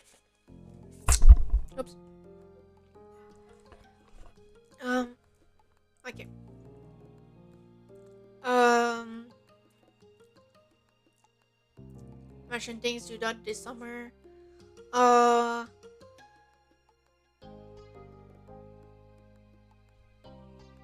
Um. You know what I've been up to since so much has included your family. It's gonna be rude too, right? Let's just say I'm not sure where to start. There's so much that's happened. You still older bros raised when you answered that. Okay. You sure are keeping yourself busy? I could learn a thing or two from you. Uh, so how things were at your house. Um, well, with the last event, it wasn't that good, but it ended well. So,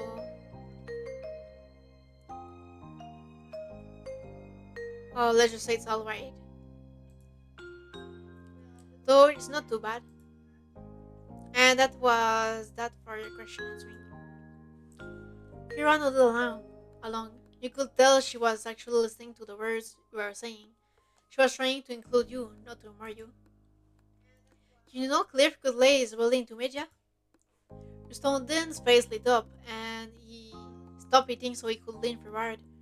His arms braced against the table. Nice Oh, that's work. right. Very cool. It's just a hobby. There's nothing wrong with that. It's good to do things just for fun.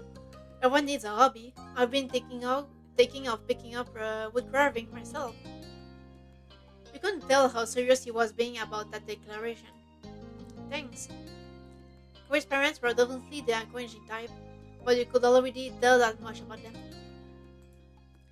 There was a lull in the conversation as everyone focused on their attention on their respective plates.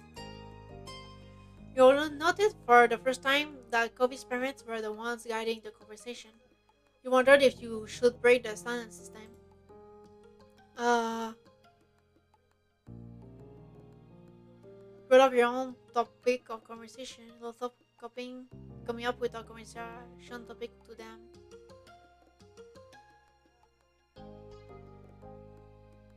Uh,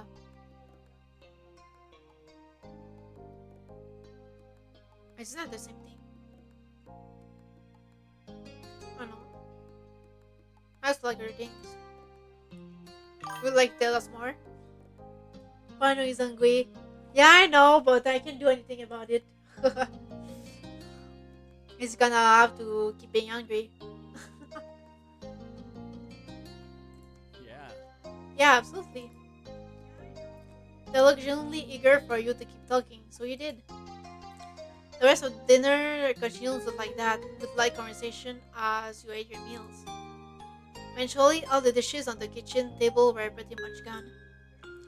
Kira sat down on her fork and rested her arms at her sides, letting loose a satisfied sigh. Her plate was completely empty. Thanks. That was delish. Thank you for your culinary creations, Cliff. Stoneton was like a flower soaking up the rays of the sun. He beamed, flattered by the praise. Uh, I ate until I was satisfied, yeah. It had taken you some time to finish the whole, but eventually you'd clear your plate. Kobe successfully kept his presence to a minimum for the full meal. He was slumped over, even now toying with his silverware. His parents practically only talked to you. Most attempts to entice him to join the conversation failed. It wasn't typical for him to say so little. He at least tried to participate. You didn't get much time to contemplate Kobe's situation because your attention was taken by Rostoden pointedly clearing his ways. Not to sound like you're going to record, but thanks for coming, Kule. I'm glad we finally got the chance to have you over for a little dinner. What? What, did I hear that right? This is the first time Kule has ever had dinner here? Why in the world haven't you invited him over with Sonar? Kobe was always the one going over to Kule's house until now. I mean, how was I supposed to reject the generous offers of the last family to host my kid? Kira shook her head, but the amused smile she was sporting told you that she wasn't actually mad.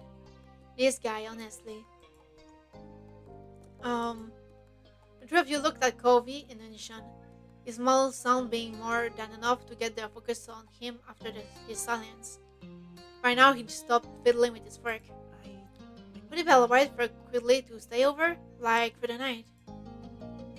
He shot you a shy glance, then smiling a little. If you're cool with that. Soden's shoulders stiffened. He sat up straighter, eyes darting back and forth between you and Covey. His mouth open, but not a peep came out. Why is he so shocked about this? Never seen Covey's dad say no to him before, but this was different than the usual request. It wasn't so simple and Miss Holden was lost. Then Covey's mom reached out and took a hold of his shirt collar. She pulled him closer. She glanced at you before leaning in and bringing a hand up in front of their faces. The two adults whispered seriously to each other. What's wrong? Do they not want me here? I mean, I can leave if you guys want. Kobe's eyes opened wider, pulling forward as if that would help him overhear his parents' conversation. Miss Holden kept gesturing with his hands, while Kiowa made sure he didn't get too far away with all his movements.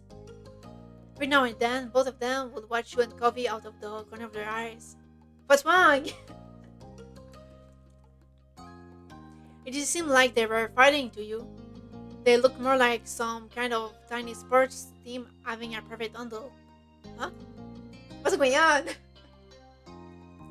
After a bit, they broke the group up. They moved back to sit properly in their chairs. You snuck a look at Kobe. He stared at them expectantly. You are eager to hear their verdict too. We, Kira and I, think that should be fine, but he lifted a finger dramatically, his brows raising as he met Kobe's gaze and then your own. We'll have to talk with Quigley's parents to make sure they'd be comfortable with it. If they are, we can arrange for a sleepover to happen on a different night when everyone is more prepared. If Quigley's folks don't like the idea, there's nothing we can do. He finished the mini speech with a wide shrug using his full arms. He also checked out Kira from the corner of his eye and gave her a quick smile. She nodded approvingly and went back. You thought you saw her give him a thumbs up, but her hand was partially blocked by the table. They looked so pleased with themselves over their answer, but they just passed the actual decision on whether it was alright or not to someone else, namely your parents. If this was a sports game, they would have punted the ball away. Covering on his head, deflated. He had been hoping you could stay over today, not some hypothetical time in the future. Secret everything. Oh my god!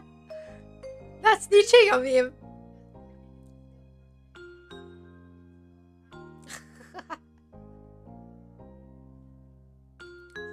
I don't think pudding will change anything. Just sneaking into my room. Oh my god! I won't do that. He's gonna snitch on him. I'm gonna snitch on him. Yeah, let's say that I sneak the phone.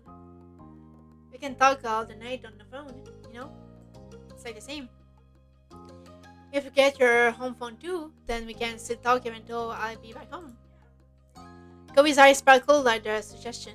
It might or might not end up being possible, but it was worth trying. With that, dinner finally came to an end. Mr. Odin stood up from the table and began collecting empty plates.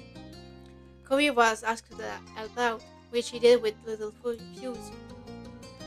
Kira tried to lend a hand as well, however Mr. Odin didn't let her. It seemed she was barred from cleaning as well as cooking.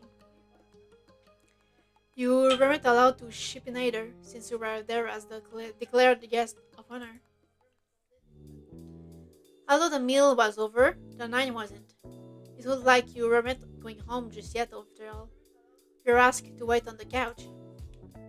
While Kobe and his dad were cleaning up the mess, Kira disappeared down the hall after shooting you a wink. It was a bit strange, sitting by yourself while everyone else had something to do. Luckily, you weren't alone for too long. After a couple of minutes, Kobe's mom returned with a deck of cards in hand. She strolled into the room confidently while shuffling. So, who's up for a few rounds? Kobe and his dad looked over their shoulders at the question. They were mutually intrigued by the cards in her hands. She beamed at their expressions and stepped further into the living room, ignoring the couches. She sat cross-legged on the floor by the coffee table. She turned to you and gestured at the space beside her, smiling fittingly. We accepted and followed her lead. The living room carpet was soft. Through the hardwood floor underneath could definitely still be felt. Kira did an overhand shuffle while she waited for the others to finish their tasks. The smile had yet to leave her lips. Great. This is going to be good.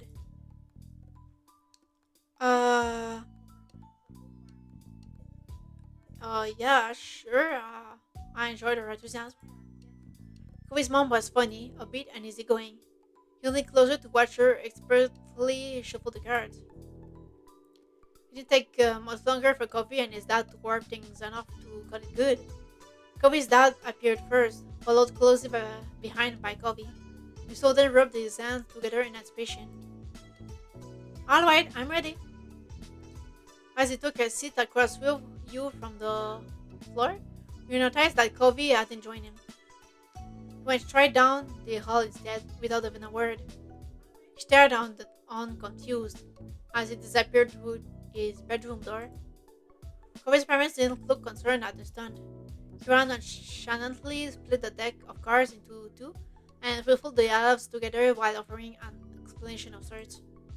Where's Covey? Covey doesn't keep his wallet with him when at home. He puts it away. What? Covey quickly returned to the living room, a black wallet in his hand. He took a place at the foot of the table with the rest of you. You blinked as Covey unzipped his wallet. You guys use will money?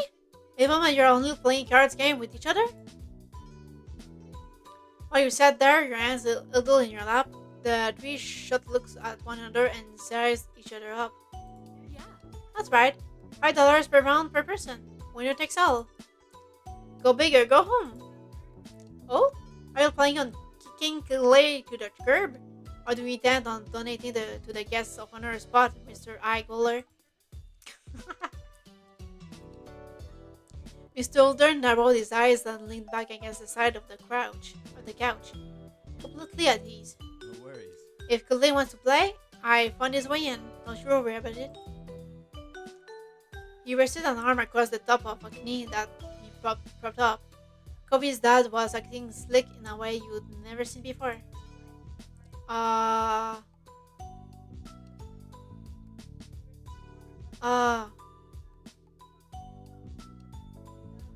You shouldn't be so confident, yeah?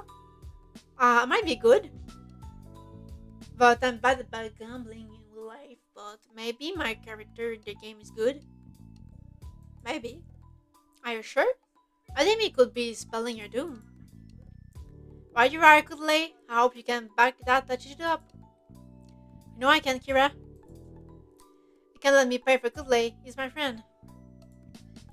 Mr. Holden grinned with a chuckle. Good kid. Alright, bud. I concede. You're too polite for me. Well, you got your ticket. Interested in showing it? You glanced around. This seemed like serious business. In response to your consternation, Kira softened her competitive smile. Not worry too much. We'll probably just do some rounds of go fish tonight. No biggie. Do you mind? What do you think? Hmm. I don't know. I don't want them to pay for me to play. I mean, I want to pay myself my ticket. I don't know. But if I just watch, it will be weird, you know? I don't know. Let's join in, yeah. Definitely, I wanna play. Mr. didn't give you a big thumbs up while Kobe nodded from the back.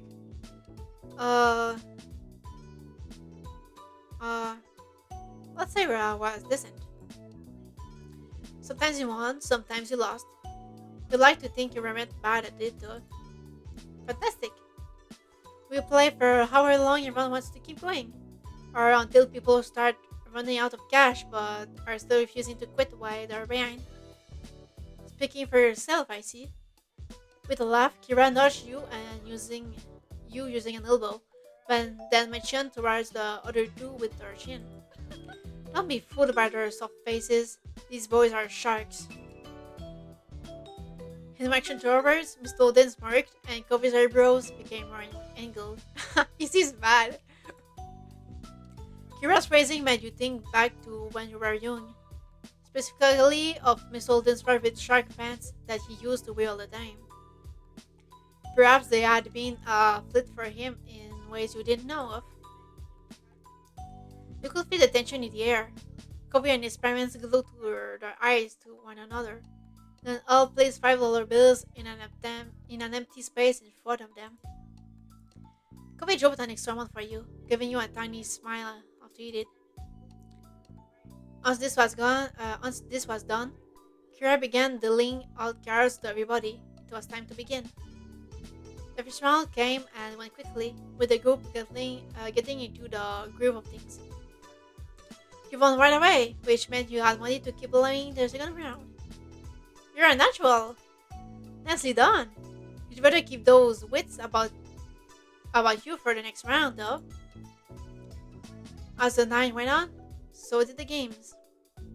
Your Soden would drunkenly shake his fist whenever someone older than him got a pair. Kira agreed as a news anchor, reporting on every move of an made by speaking into her cold fist. Koya was still a few words, but now it was because he was focused on the game instead, being overcome with awkwardness. Most of the time, you even spotted a smile on his lips. You didn't win many of the games, but the others always chipped in for you. In fact, it was always a bit of a fight over who got to be your backer. It became clear that where the money went in the moment didn't really matter. They ended up giving it back to one another in other ways, and not just do more rounds of cards. We sat back looking over the scene. I think a smile grew on your face. Koi's family was pretty cool, you know. We were glad you got this chance to come over to spend time with the three of them. Okay, wood chip. I think that's gonna be the last one. Last little episode I do for today. Uh, and then I will stop because tomorrow I need to work and I need to sleep early. Yeah. So this is the one last I do, and then I will stop the stream. Wood chip. Even though you were awake, the sun had barely peeked its head above the horizon, and the sky above was still dark, though lightening by the minute. Usually, you wouldn't be up so early, especially during summer vacation, but today was different. Today, instead of the lazy days you were used to, everything around you was a flurry of activity as both your family and Kobe's prepared for what lay ahead. Because your part in the street just outside your house was a massive RV camper, so big you couldn't even see Kobe's house behind it. His parents had rented the RV for a few days to take him on a short trip to see the Redwood National Park. Nicholas and Kobe, who was standing nearby, taking in the scene in front of him. The prospect of the trip had to be a mixed bag for him, but it was only 3 days, so it seemed he was dealing with it as best as he could. Especially now that you and your family were joining them. You weren't sure how exactly that happened. You knew your parents and Kobe spoke to each other often, and somewhere along the way plans were made up to Cliff offered to share the space. The parents all thought it was a fantastic idea. You had already gotten a good look inside while helping to load everything in, and you had to admit that while it was a really big car, fitting that many people inside was going to be snug. Let's go. Move it or lose it, kiddo. Mom busted past with a cooler in one hand and a large bottle of water under the other. She was beat for this early in the morning. Ma, however, seemed to be on the other side of the wall of light. She followed behind her while her wife, dragging her feet on every step. I'm going to need a whole jug of coffee on to meet the road. Uh, yeah, I would be like this way too early. I'm not a morning person. Yeah. You yawned and rubbed at your eyes, still sleepy from the early morning wake-up call. The air outside was still damp from dew, and that helped make you a bit more alert. And then, at the end of the chain, came your sister. She had a bone to pick before the trip officially started. Her hurtling of critics added some level of normalcy to everything new going on. I don't get why I can't sleep in the bed tonight. Quickly is the youngest, and I never fall asleep in that loft. I'm trying to make things fair on everyone. If you want to play the older card, you should be afraid to take the loft both nights. It's important for big siblings to make sacrifices for the younger ones. Elizabeth offered, not happy with that answer in the slightest, and folded her arms, leaning back against the side of the RV. The trip plans had been nailed down prior, the sleeping arrangements included. Elizabeth still had on to her objections with them. There was a main area of the RV with a couch, loft, and some floor space. At the end of the car was a room with a large bed. Grandmas were sharing a bed. Kira was on the couch, and father and son intended to sleep on the floor. The adults determined you and Elizabeth would switch between the small loft above their driver's seat and sharing the bed with moms.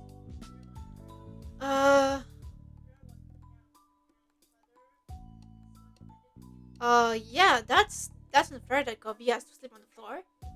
You should be able to sleep more comfortably. After all, it was supposed to be a trip for him and his family before yours ended up coming along too. Now he had been kicked out of every bed like space and put on the floor. Oh no, poor Kobe. There had to be another way to organize things, so it was better for him. Uh, yeah, I'm gonna suggest sharing the loft. Kobe and I could share the loft when I'm up there. I don't mind making room for him. He took a glass of red coffee, but noticed that he wouldn't meet your eye in return. He wasn't able to say anything in response to the suggestion either. No, no, that loft is too tiny for two people, even if those people are teens. The last thing we need is one of you rolling off and crashing per cliff beneath you. Who will take over his driving shifts? The three other parents all laughed at their mom's joke. We finally caught Kobe's eyes and he gave you a tiny smile before shrugging. With a sigh, he had to admit defeat. Alright, you lot. Does everyone have everything they need? We're heading out in 5 minutes. Now's the time to double check. You don't want to forget something important. At the word, Elizabeth yelped and dashed back into the house, her bedhead, the hair bouncing behind her as she went. Pa came over and gave you a smile, setting her hands on her lips. Hmm. How about you? How about you, Kudley? Do you have all your clothes packed? Toiletries, deodorant, floss, anything else you can think of? Uh, that would be me having to run back. Like every time I go to work, I always have to run back inside the house to get something because I forget it. Well, that would be me. Sprinting up the stairs to the bathroom, you grab your toothbrush from beside the sink before heading back down. Sure, you were glad you were reminded to grab it after having left it out to use for this morning. It would have been embarrassing if you couldn't brush your teeth for the next few days. Your mom was still there, waiting with a knowing expression as you walked out again. Get everything now, Kidley? Yeah. With a few minutes left to spare before leaving, you mentally went over what you had packed for the trip. Clothes, a pillow, and blanket, usually day-to-day gear for most people. You also had more personal things, such as um, hmm,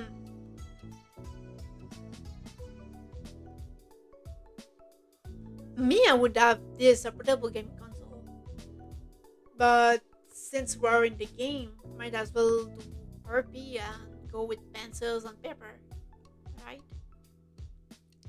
Make yourself a little artist, you know?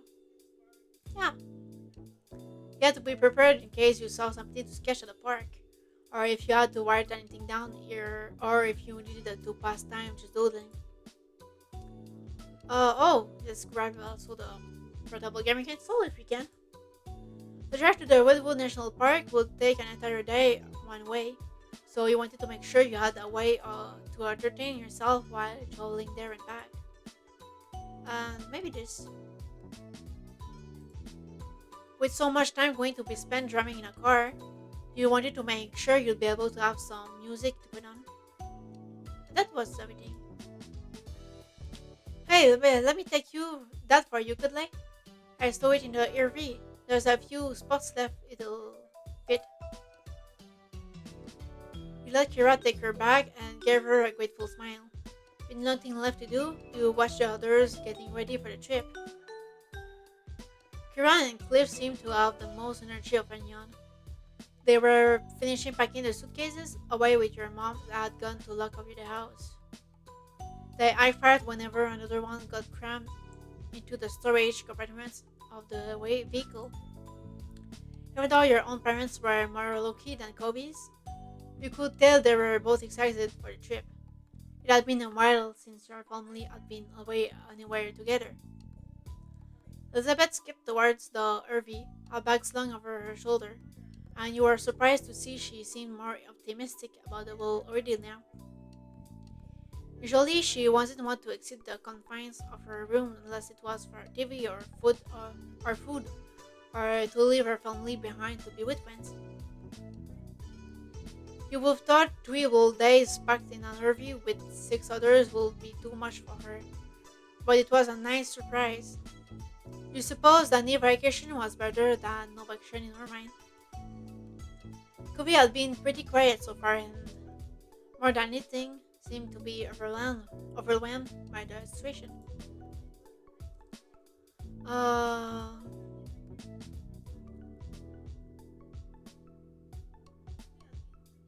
uh, yeah, I would be excited. Trips are always exciting. It was great to get away and explore new places. Soon the miscellaneous remaining tasks had all been wrapped up. Everyone piled into the RV. It was officially time for the trip to start. And it did. Cliff took the first shift driving. He cautiously navigated the bicycle car out of the narrow neighborhood streets. It was touch and go for the first part of the journey. Your moms and Kira were all out at the front, trying to get a view of how much space they had on each side. There was a sense of relief when the first long leg of the trip was hit, and the RV would only need to go down on a stretch of highway for miles. The mom group cleared out of the driver's area, leaving Kobe's dad to it, taking more comfortable seats around the main cabin. You felt like you could finally relax now, too. Time slipped by as morning faded away. Before you realized it, the engine of the river came to a stop, but only halted for a few moments as Cliff climbed out from the driver's seat and Mom took over. Mom was sitting shotgun, giving Mom a quick tutorial on the controls, as it was her first time driving anything this large. Cliff groaned as he headed towards the rest of you, stretching his arms above his head and loosening up his muscles. I don't know how to read. We're making any good progress. Yeah, maybe you should take a nap in the back of for a while. That was a long haul you just did, and I know you're on less sleep than usual. Cliff waved a hand, that trademark grin on his slipping into place. I don't need sleep. I've still got a few miles in the old tank. He flexed an arm, showing off his muscle to drive the point about how resilient he was from, and Kira rolled her eyes in amusement. Dad, everybody has to sleep. Kobe shook his head at the tough guy act. Cliff simply chuckled and muffled his son's hair. So, Are you going to be traveling again anytime soon, Mr. Oden? I want to know so I can prepare. Then you'll pack some rope. I might need it. There's no seat belts up here. Elizabeth called down from where she was lodging uh, in the loft above the driving compartment. She was laying on her back, her hair falling over the side and swinging around as the RV started up again and took off down the road. I think I need to drink a bit more. I was going to read that, Rick.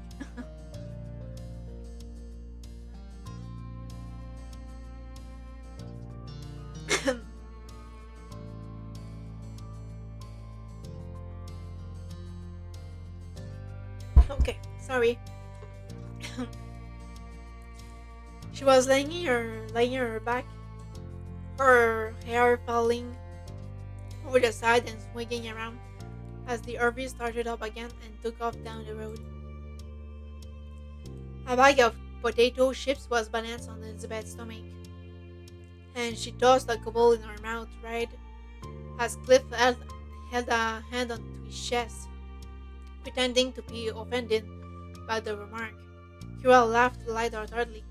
Don't worry about Lucky for all of us, we have enough adults to cover the shift today. He won't be driving again until tomorrow. Uh, we shouldn't gang up on the poor guy. Just enough time to wire up my last will and testament. Yeah, that's gonna funny. Not you two. The rest of the group laughed while Cliff put it, and they gave him an apologetic shrug. Mom then shooted back in her seat to join in the conversation, a playful smile tilting her lips. What I'm worried about is this old monster getting us there and back again before falling apart. It looks as though it was built in the early 90s. Must be older than some of the occupants. That's just the aesthetic of the decor. It's not that old, I think. Did you ask what year the model was before you wanted it? Kira wrinkled her nose in thought. that. Hey, Yes, I did. I just can't remember what the answer was. Cliff chuckled at her, while the rest of you let out a collective sigh. The RV lurched a little as it picked up speed, and you held onto the ladder to the loft to keep your balance. You felt something graze the top of your head before a wave settled on your white hair. When you tilted your chin up carefully to look, you heard the rustling of the bag of chips and realized Elizabeth had rested the end of it on your head. She gestured to the opening, silently offering to share a snack. Of course I will take.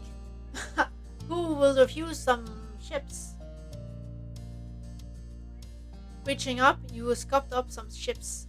After that, the raid of the packet left your skull.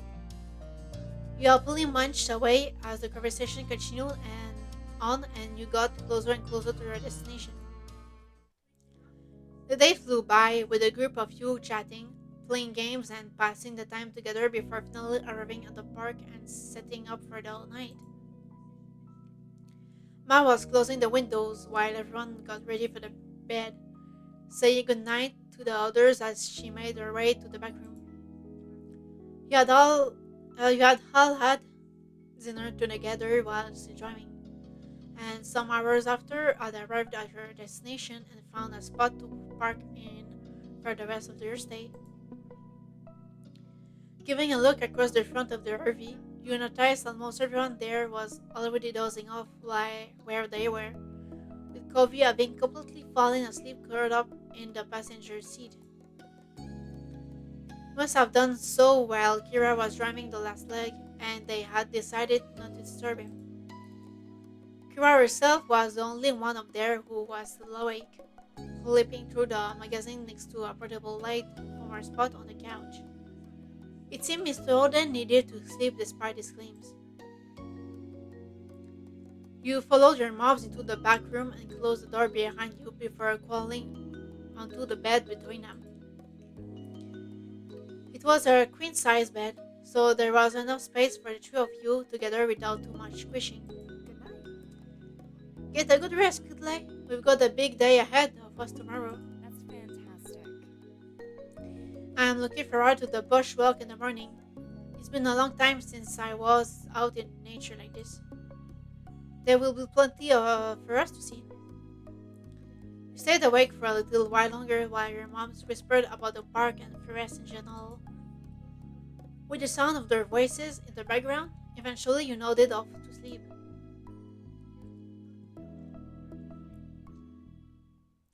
The next morning you were up bright and early, preparing for the day ahead. Uh, you had an okay sleep. It was nothing compared to your bed at home, but at least you didn't have to sleep on the floor, so you couldn't complain too much. Mom whined a bit about the firmness of the mattress, but Mom had only encouraged her to enjoy the trip while she could. While looking for a spot to get ready, you had some trouble finding a space of your own as the others were doing the same thing. Covey was perched on top of the counter, brushing his hair and tucking up his legs every time someone wanted to move past. The parents were checking, double checking, triple checking that you had everything, to the point where you had stopped listening to them together. You knew you wouldn't be returning to the RV at all that day, but by the look of the backpacks they were packed up and ready to go, you doubted anything was missing from them. It didn't take much longer until you all exited the RV in a bustle and headed into the Redwood National Park. Wow. Covey had his head tilted up towards the canopy of trees, his eyes wide as he took in the massive trunks on either side of you. You knew that the redwood trees here were considered the tallest trees of Earth, but you weren't prepared for exactly how huge they would be in person. Smile, you two! We spun just in time for Kira to snap a picture of you and Covey together. Before she's pointed her camera at Cliff, trying to get a shot despite his weak protests that she should just enjoy the moment. Your parents were talking behind the group a little, with Mom telling Ma some information she had read about the park in a brochure. Ma listened happily while looking around and taking their sides, every now and then asking a question or making a joke about something Mom had said. She smiled at them, thinking her mom must have read a lot of pamphlets to know so much about the park. Maybe you should come and work here as a tour guide if you know so much about the place. Elizabeth teased, getting a squeeze on the nose from your mom. She seemed to be enjoying herself, but you thought that might just be because she was amused by everyone else's reactions.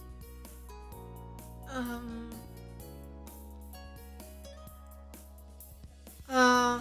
Yeah, I would be quite impressed by the redwood trees. Surrounding you on either side, the numerous trees shot up into the sky, the sunlight peeking through the canopy and speckling the path in front of you. The sheer size of the redwoods made you feel like a tiny ant bustling along through the forest. The adults had decided on some casual natural walks rather than any serious hiking, and you strolled along on your own pace, taking in the scenery. Elizabeth sped up a little, smirking at Covey as she fell into place between the two of you, and immediately you could tell her by her expression she was gonna say something daunting. I can't believe our families are actually on vacation together. She threw her arms out, speaking with a genuine sense of bewilderment. I would joked about something like this happening, but now I'm not sure I wanna give them any more ideas. Covey smiled at her, even if it was a little awkwardly, and continued walking along. Just watch. Next year they'll be talking about their next new amazing idea. She put on a fake voice deeper than her own. She should just sell both her houses and move in together. Think of how much we'd save on their mortgage. It was clear that Elizabeth was being sarcastic. Covey simply shook his head, not really bothered by her. We supposed he was used to it by this point. But seriously, they really do act like we're a single family just because we live across the street from each other. Elizabeth gave you and Covey a look, her eyes glinting with mischief as she leered at you. What now? Yeah. Maybe one day we will be related, legally anyway. Oh my god. She said it as though she was a gossipy old lady. Oh my god, he's blushing again. But she almost immediately dropped the tone and nonchalantly said her real thought. At least that's what Ma thinks. Corey still blushed, which made Elizabeth smile triumphantly. I thought that was her whole purpose for teasing him. Oh, don't worry, I'm on you on this. I like making him blush too. Then he mumbled quietly, refusing to make eye contact with either of you. I don't know why you think you're so funny when no one else does. Uh, I'm already you, Cody. Oh my god. Uh, oh my god. He's gonna blush so hard. Oh no. Uh,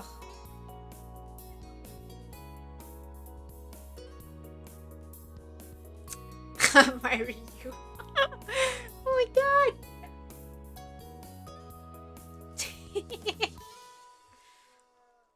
Let's not get ahead of ourselves. Let's be embarrassed. Why did she always have to say things like that? It was fun and she knew it. After no further replies, your sister walked ahead. You and Covey swapped uncomfortable looks. The day continued, with plenty to see and experience. You passed a few different activities that you would have liked to try out if you had the time, such as kayaking and rock climbing, but Ma said that you will have to wait for another trip. There was a little stream during the walk that you sat beside and set out a picnic for lunch, nibbling on a selection of fruit, sandwiches, and chips. Fire birds flew by overhead, and you made a game out of guessing the species that were hanging out in the trees nearby. You even managed to get a couple of things right, including the kingfisher that grabbed off of Cliff's sandwich. Uh,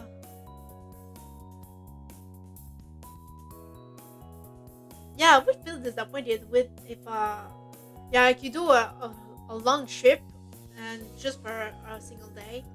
I would want to stay like at least more days, you know. I spend a whole day on a trip going to the destination, you know, so make it last more than a day. I mean, that makes sense, right? There was so much here, and it feels like you need a whole week, maybe even more, to experience it all.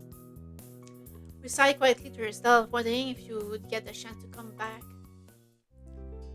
Your group made it back to camp just as the sun was settling in the sky, and the stars were appearing one by one. Everyone had enjoyed different parts of it most. You traded stories of what you thought while you were eating to get dinner. Then afterwards, you pitched in to help clean up. You, along with Elizabeth and Covey, got to head back to the RV early and spend some time together while the parents stayed outside longer. It was nice to have the space to yourselves after the cramped journey there, and while Elizabeth had locked herself in the back room with her headphones, you and Covey were left in the main lounge area. No, I wouldn't go with Covey. Let's spend time with our Covey. Well, let's take a load off. We've got some time. You took a seat on the sofa while Covey sat down on the other end, tapping his fingers against his knees. Your cheeks warmed a little at that. Being close to him never failed to feel exciting. You'd seen Covey nearly every day for the past 5 years, but seeing him in a jacket was still somewhat unusual. In Southern California, he could get away with that. It was a simple difference from his normal style, yet you couldn't help noticing the way he looked right now. It looked great on him. In fact, Covey always looked nice. Oh my god. When Covey cleared his throat, your eyes snapped to his. He had an eyebrow raised and had clearly caught you staring at him. Oh no. Is everything okay? Uh,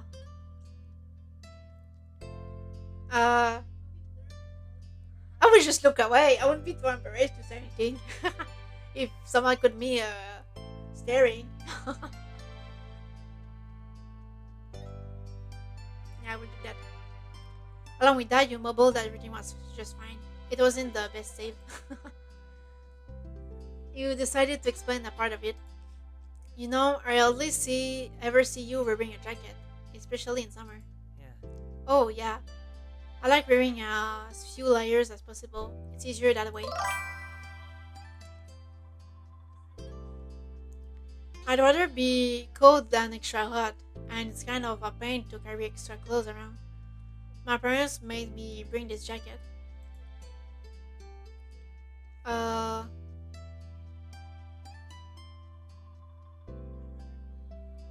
I love layers. Yeah, especially in winter, and accessories too. I don't like that much accessories. Mm, I'm not an accessory type. Besides, like earrings. Mm, maybe I should say I don't mind either way. I just dress depending on the weather or how I'm feeling at the time. Yeah, I do that. Chloe smiling likely at you and nodded. I've noticed. You perked up hearing that. He noticed you too? Uh, what do you like here? Oh my god, this is gonna turn out awkward. well, let's ask it anyways. So, what type of clothes or accessories do you like to see on somebody other than you? Kobe's eyes widened at the question, and his defensive reply seemed to slip out before he had the chance to have a proper think about it. Nothing! That's not answering the question. That was funny. I don't know. You just said nothing. Let's just say it's funny. I don't know. Passionate of laughter escaped you, and even though Kobe's face flushed red, you could see the hint of a smile on his lips too. Come on. Come on, that's not what I mean. You composed yourself and sat up straighter, all traces of laughter disappearing from your face. I'm sorry with what you do mean then. Is there anything at all you think looks good when you see it on someone? Kobe mumbled under his breath and you couldn't quite catch the words. He was having a difficult time with the subject. Uh, uh,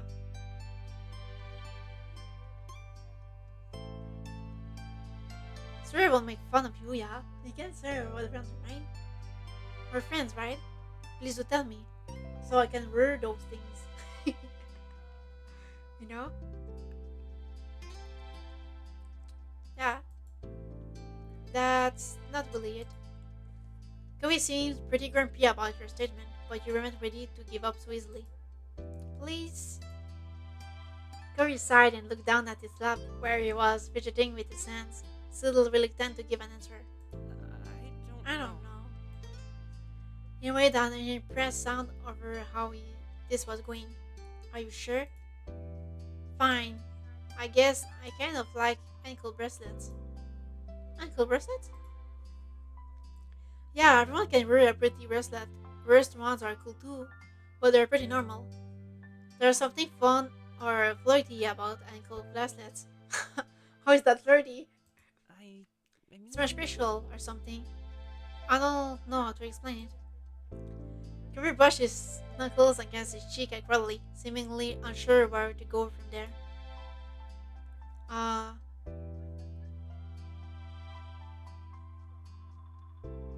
so you think they are sexy? That's gonna embarrass him too much. Let him relax a bit. Uh, I would say I like bracelets too. I don't know.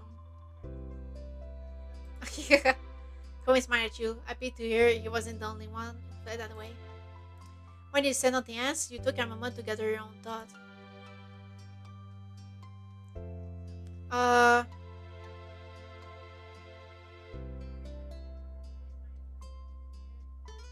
you had to get an anklet on a set. Yeah, you would do that. Will he just go in his things and pull out an anklet? Would they do that? Would we do that? That would be funny. Let's try that. I want to see what happens. We need to see how Kobe will react to that. Oh my god. Kobe looked away again, feeling like about this. We gave him an understanding look, and usually he would start to smile like normal again. But not this time. Its expression only stiffened more. What's wrong? We are surprised to see him like this, as he always bounced back pretty quickly after being flustered. Kobe? Still, he would look at you, and now even his breathing was growing tense. What's going on with him? It began to click. He was trying to build himself up enough to say something hard for him. You waited for it silently. Until finally he picked your right through the corner of his eyes. You were fully attentive by this point for whatever he was going to mission next. That's People having blue eyes. That's also something I like. Huh? For a moment you were stunned and at a complete loss for words. That was definitely not where you imagined this was going. Me neither. Kobe faced you and on. His expression wait, I'm sorry. Oh my god.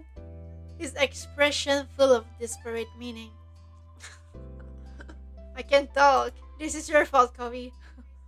I'm getting frustrated too now. You got a distinct impression he hadn't chosen that just because he liked the color blue. He chose it entirely because it was your eye color. I think that's pretty amazing that the game remembers our eye color. And I did mention the hair color so before too. I think that's really amazing. Was he trying to flirt with you? That was all you could think. Your legs felt like jelly and you wondered if you might fall right off the couch.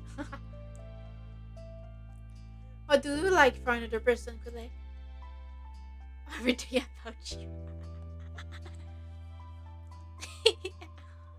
Oh my god.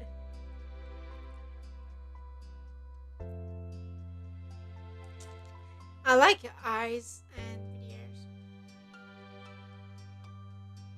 Everything about you that's too much right for her. Pretty hair. Kobe's hand instinctively ran toward his green hair, but then stopped suddenly when he realized what he was doing. Like yours. Yeah. Ah. Kobe blushed a deeper shade of red and his mouth fell open, acknowledging that you had specified him straight out. Now you are both flirting with each other. Oh my god.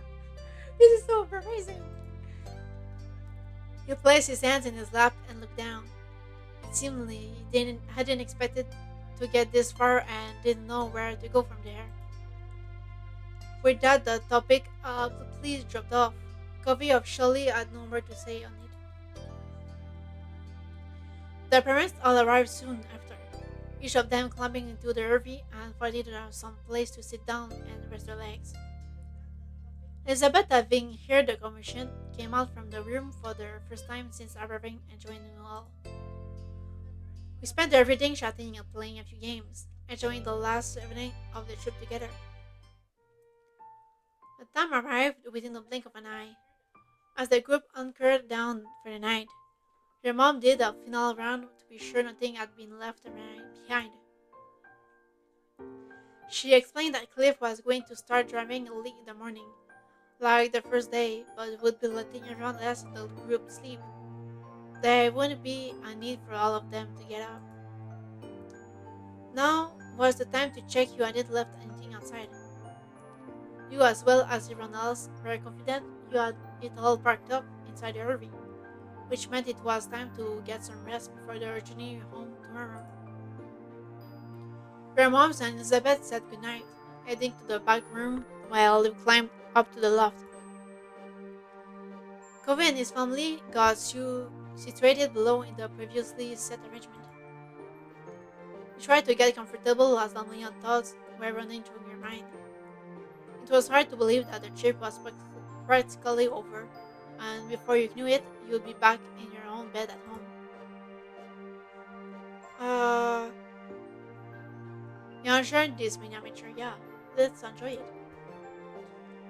It was short, that was for sure, but you got to see and do so much during your time here. And in all, it was a nice break away from home. The minutes tickled by silently, and it didn't take long for the soft snores of Cliff and Kira to drift up to you. They were asleep now. You wondered if Covey was still awake and decided to poke your head out from the loft to find out. You blinked through the dark.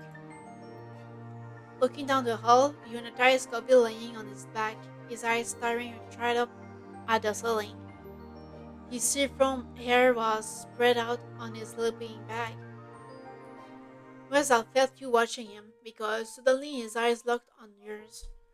It was difficult to see him in the dim light, but you could make out the cute smile on his face well enough. Uh, you grinned back at him. Yeah, let's grin back. Xavier shrugged in his bed while still smiling, or at least you thought he did. Uh, then she stood for him to come over. Yeah, come in the loft. Don't stay on the floor. It's not comfortable. You're coming here. Chloe looked unsure about it, but you were happy to see him slowly start to sit up anyway. His sleeping bag rustled as he moved, though he tried to go slow and froze up like a deer in the light every time he made a sound, watching his parents for any sign of movement. Eventually, he managed to maneuver around his sleeping dad and make it to the ladder.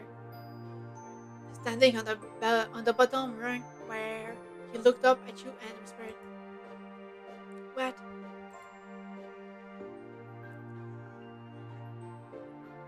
Oh, it was nothing. I.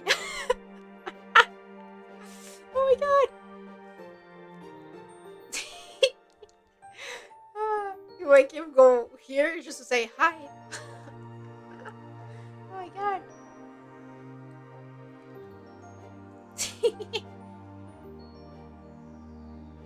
You come here. Do you want to come up? His eyes widened just so. You could only tell because he had come to where you were. Coming glanced behind him quite quickly at his sleeping parents before turning back to you. Okay. Oh, he said okay. Okay. You broke out into a grin and scooted back as far as you could, making space for Kobe to crawl in. He was very tall, so it wasn't a great fit for him, but he managed to squeeze himself in.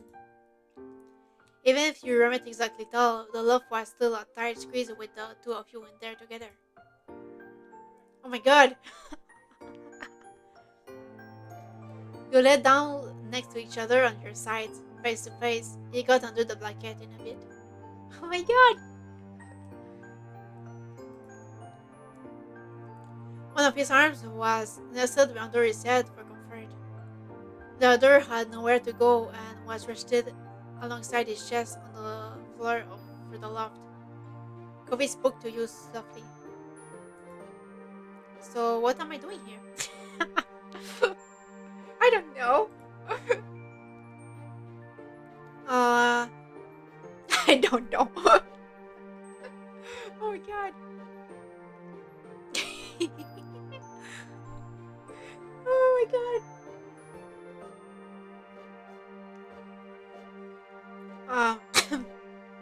He's gonna be mad if you say I don't know.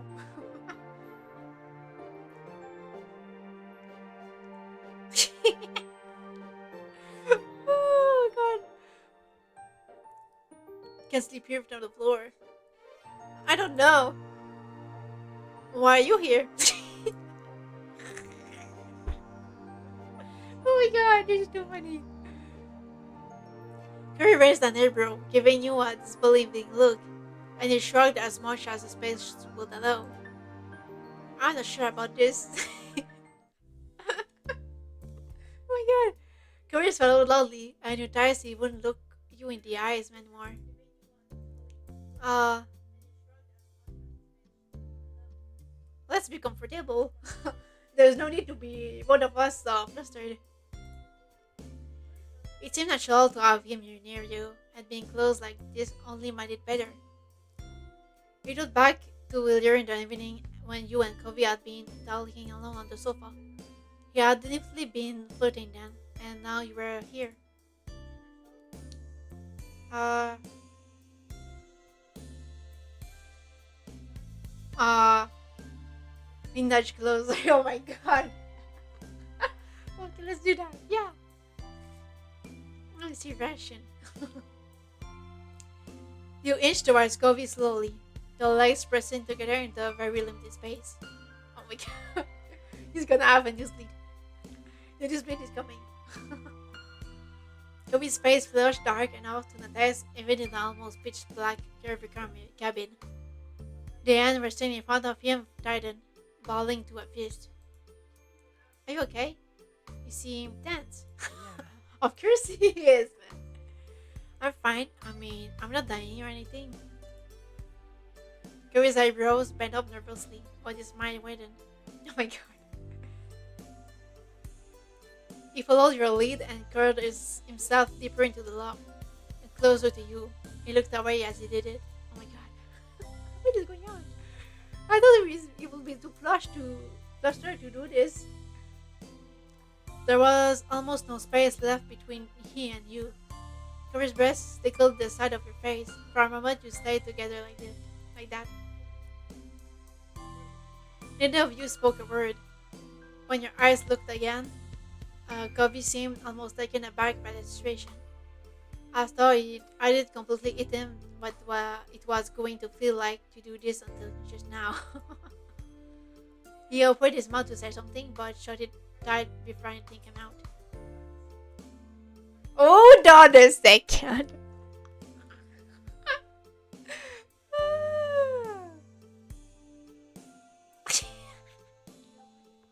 This is too much. I can't. What is going on? Oh my god. No, I can't do that. I'm too flustered. This is. Why am I so flustered over a video game? This is. Oh my god.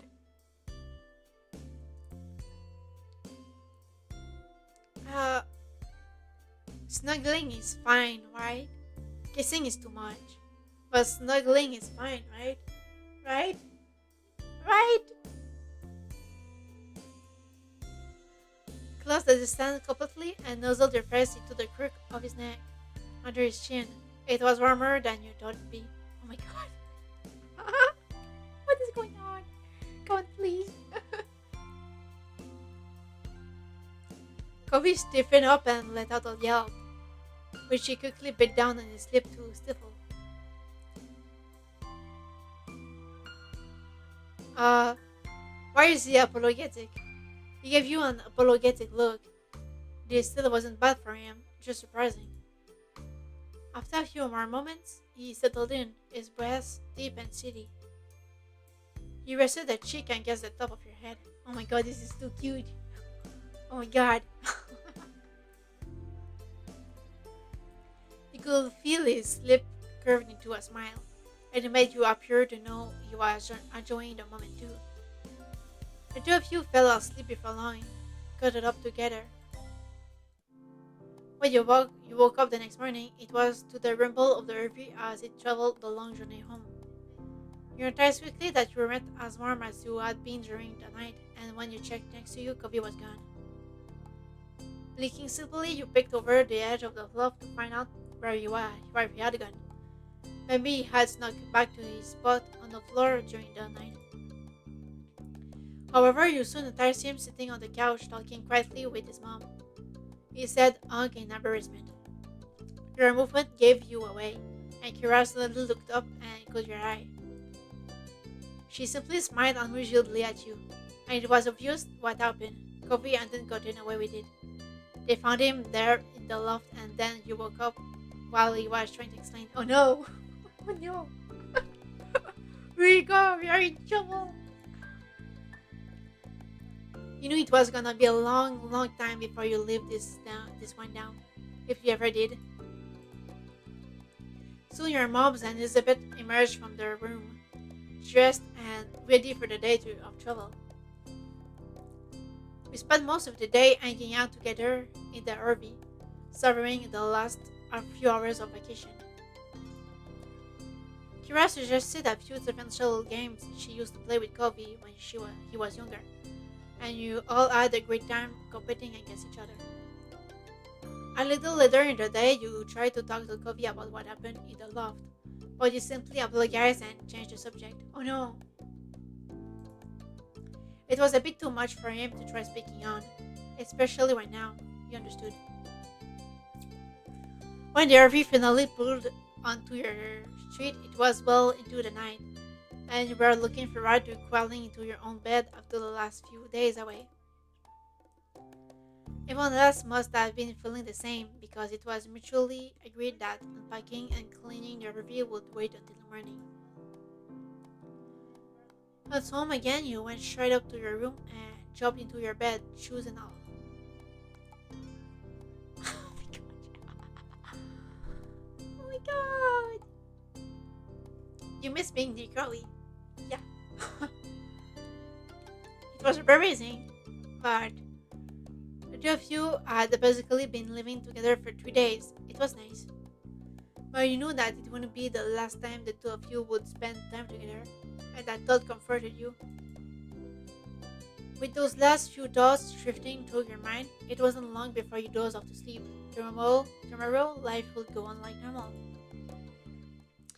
Okay, so I'm gonna save here, right here, yes. And I'm gonna stop for today because I work tomorrow and I need to wake up, to be able to wake up, I mean. So let's quit. Yes. Okay. Where's my. Yes, okay. So yeah, I'm stopping here. I had a lot of fun time again on the game today. And tomorrow, since I finish work late, I will finish work at like 10 or 10:30 p.m. That's when I finish work tomorrow. Yeah, it's really late. So I will still stream because the next day I'm not working. Yeah, I have a weird schedule. But anyway, I will stream but really late. Uh because I will have to get home and do some stuff after work, like eating and stuff like that. And yeah, so I will probably be streaming really late. Really late. um and yeah, that's pretty much it. So thank you for being here and watching. And I see you maybe tomorrow. Bye bye. And thank you again. Bye bye.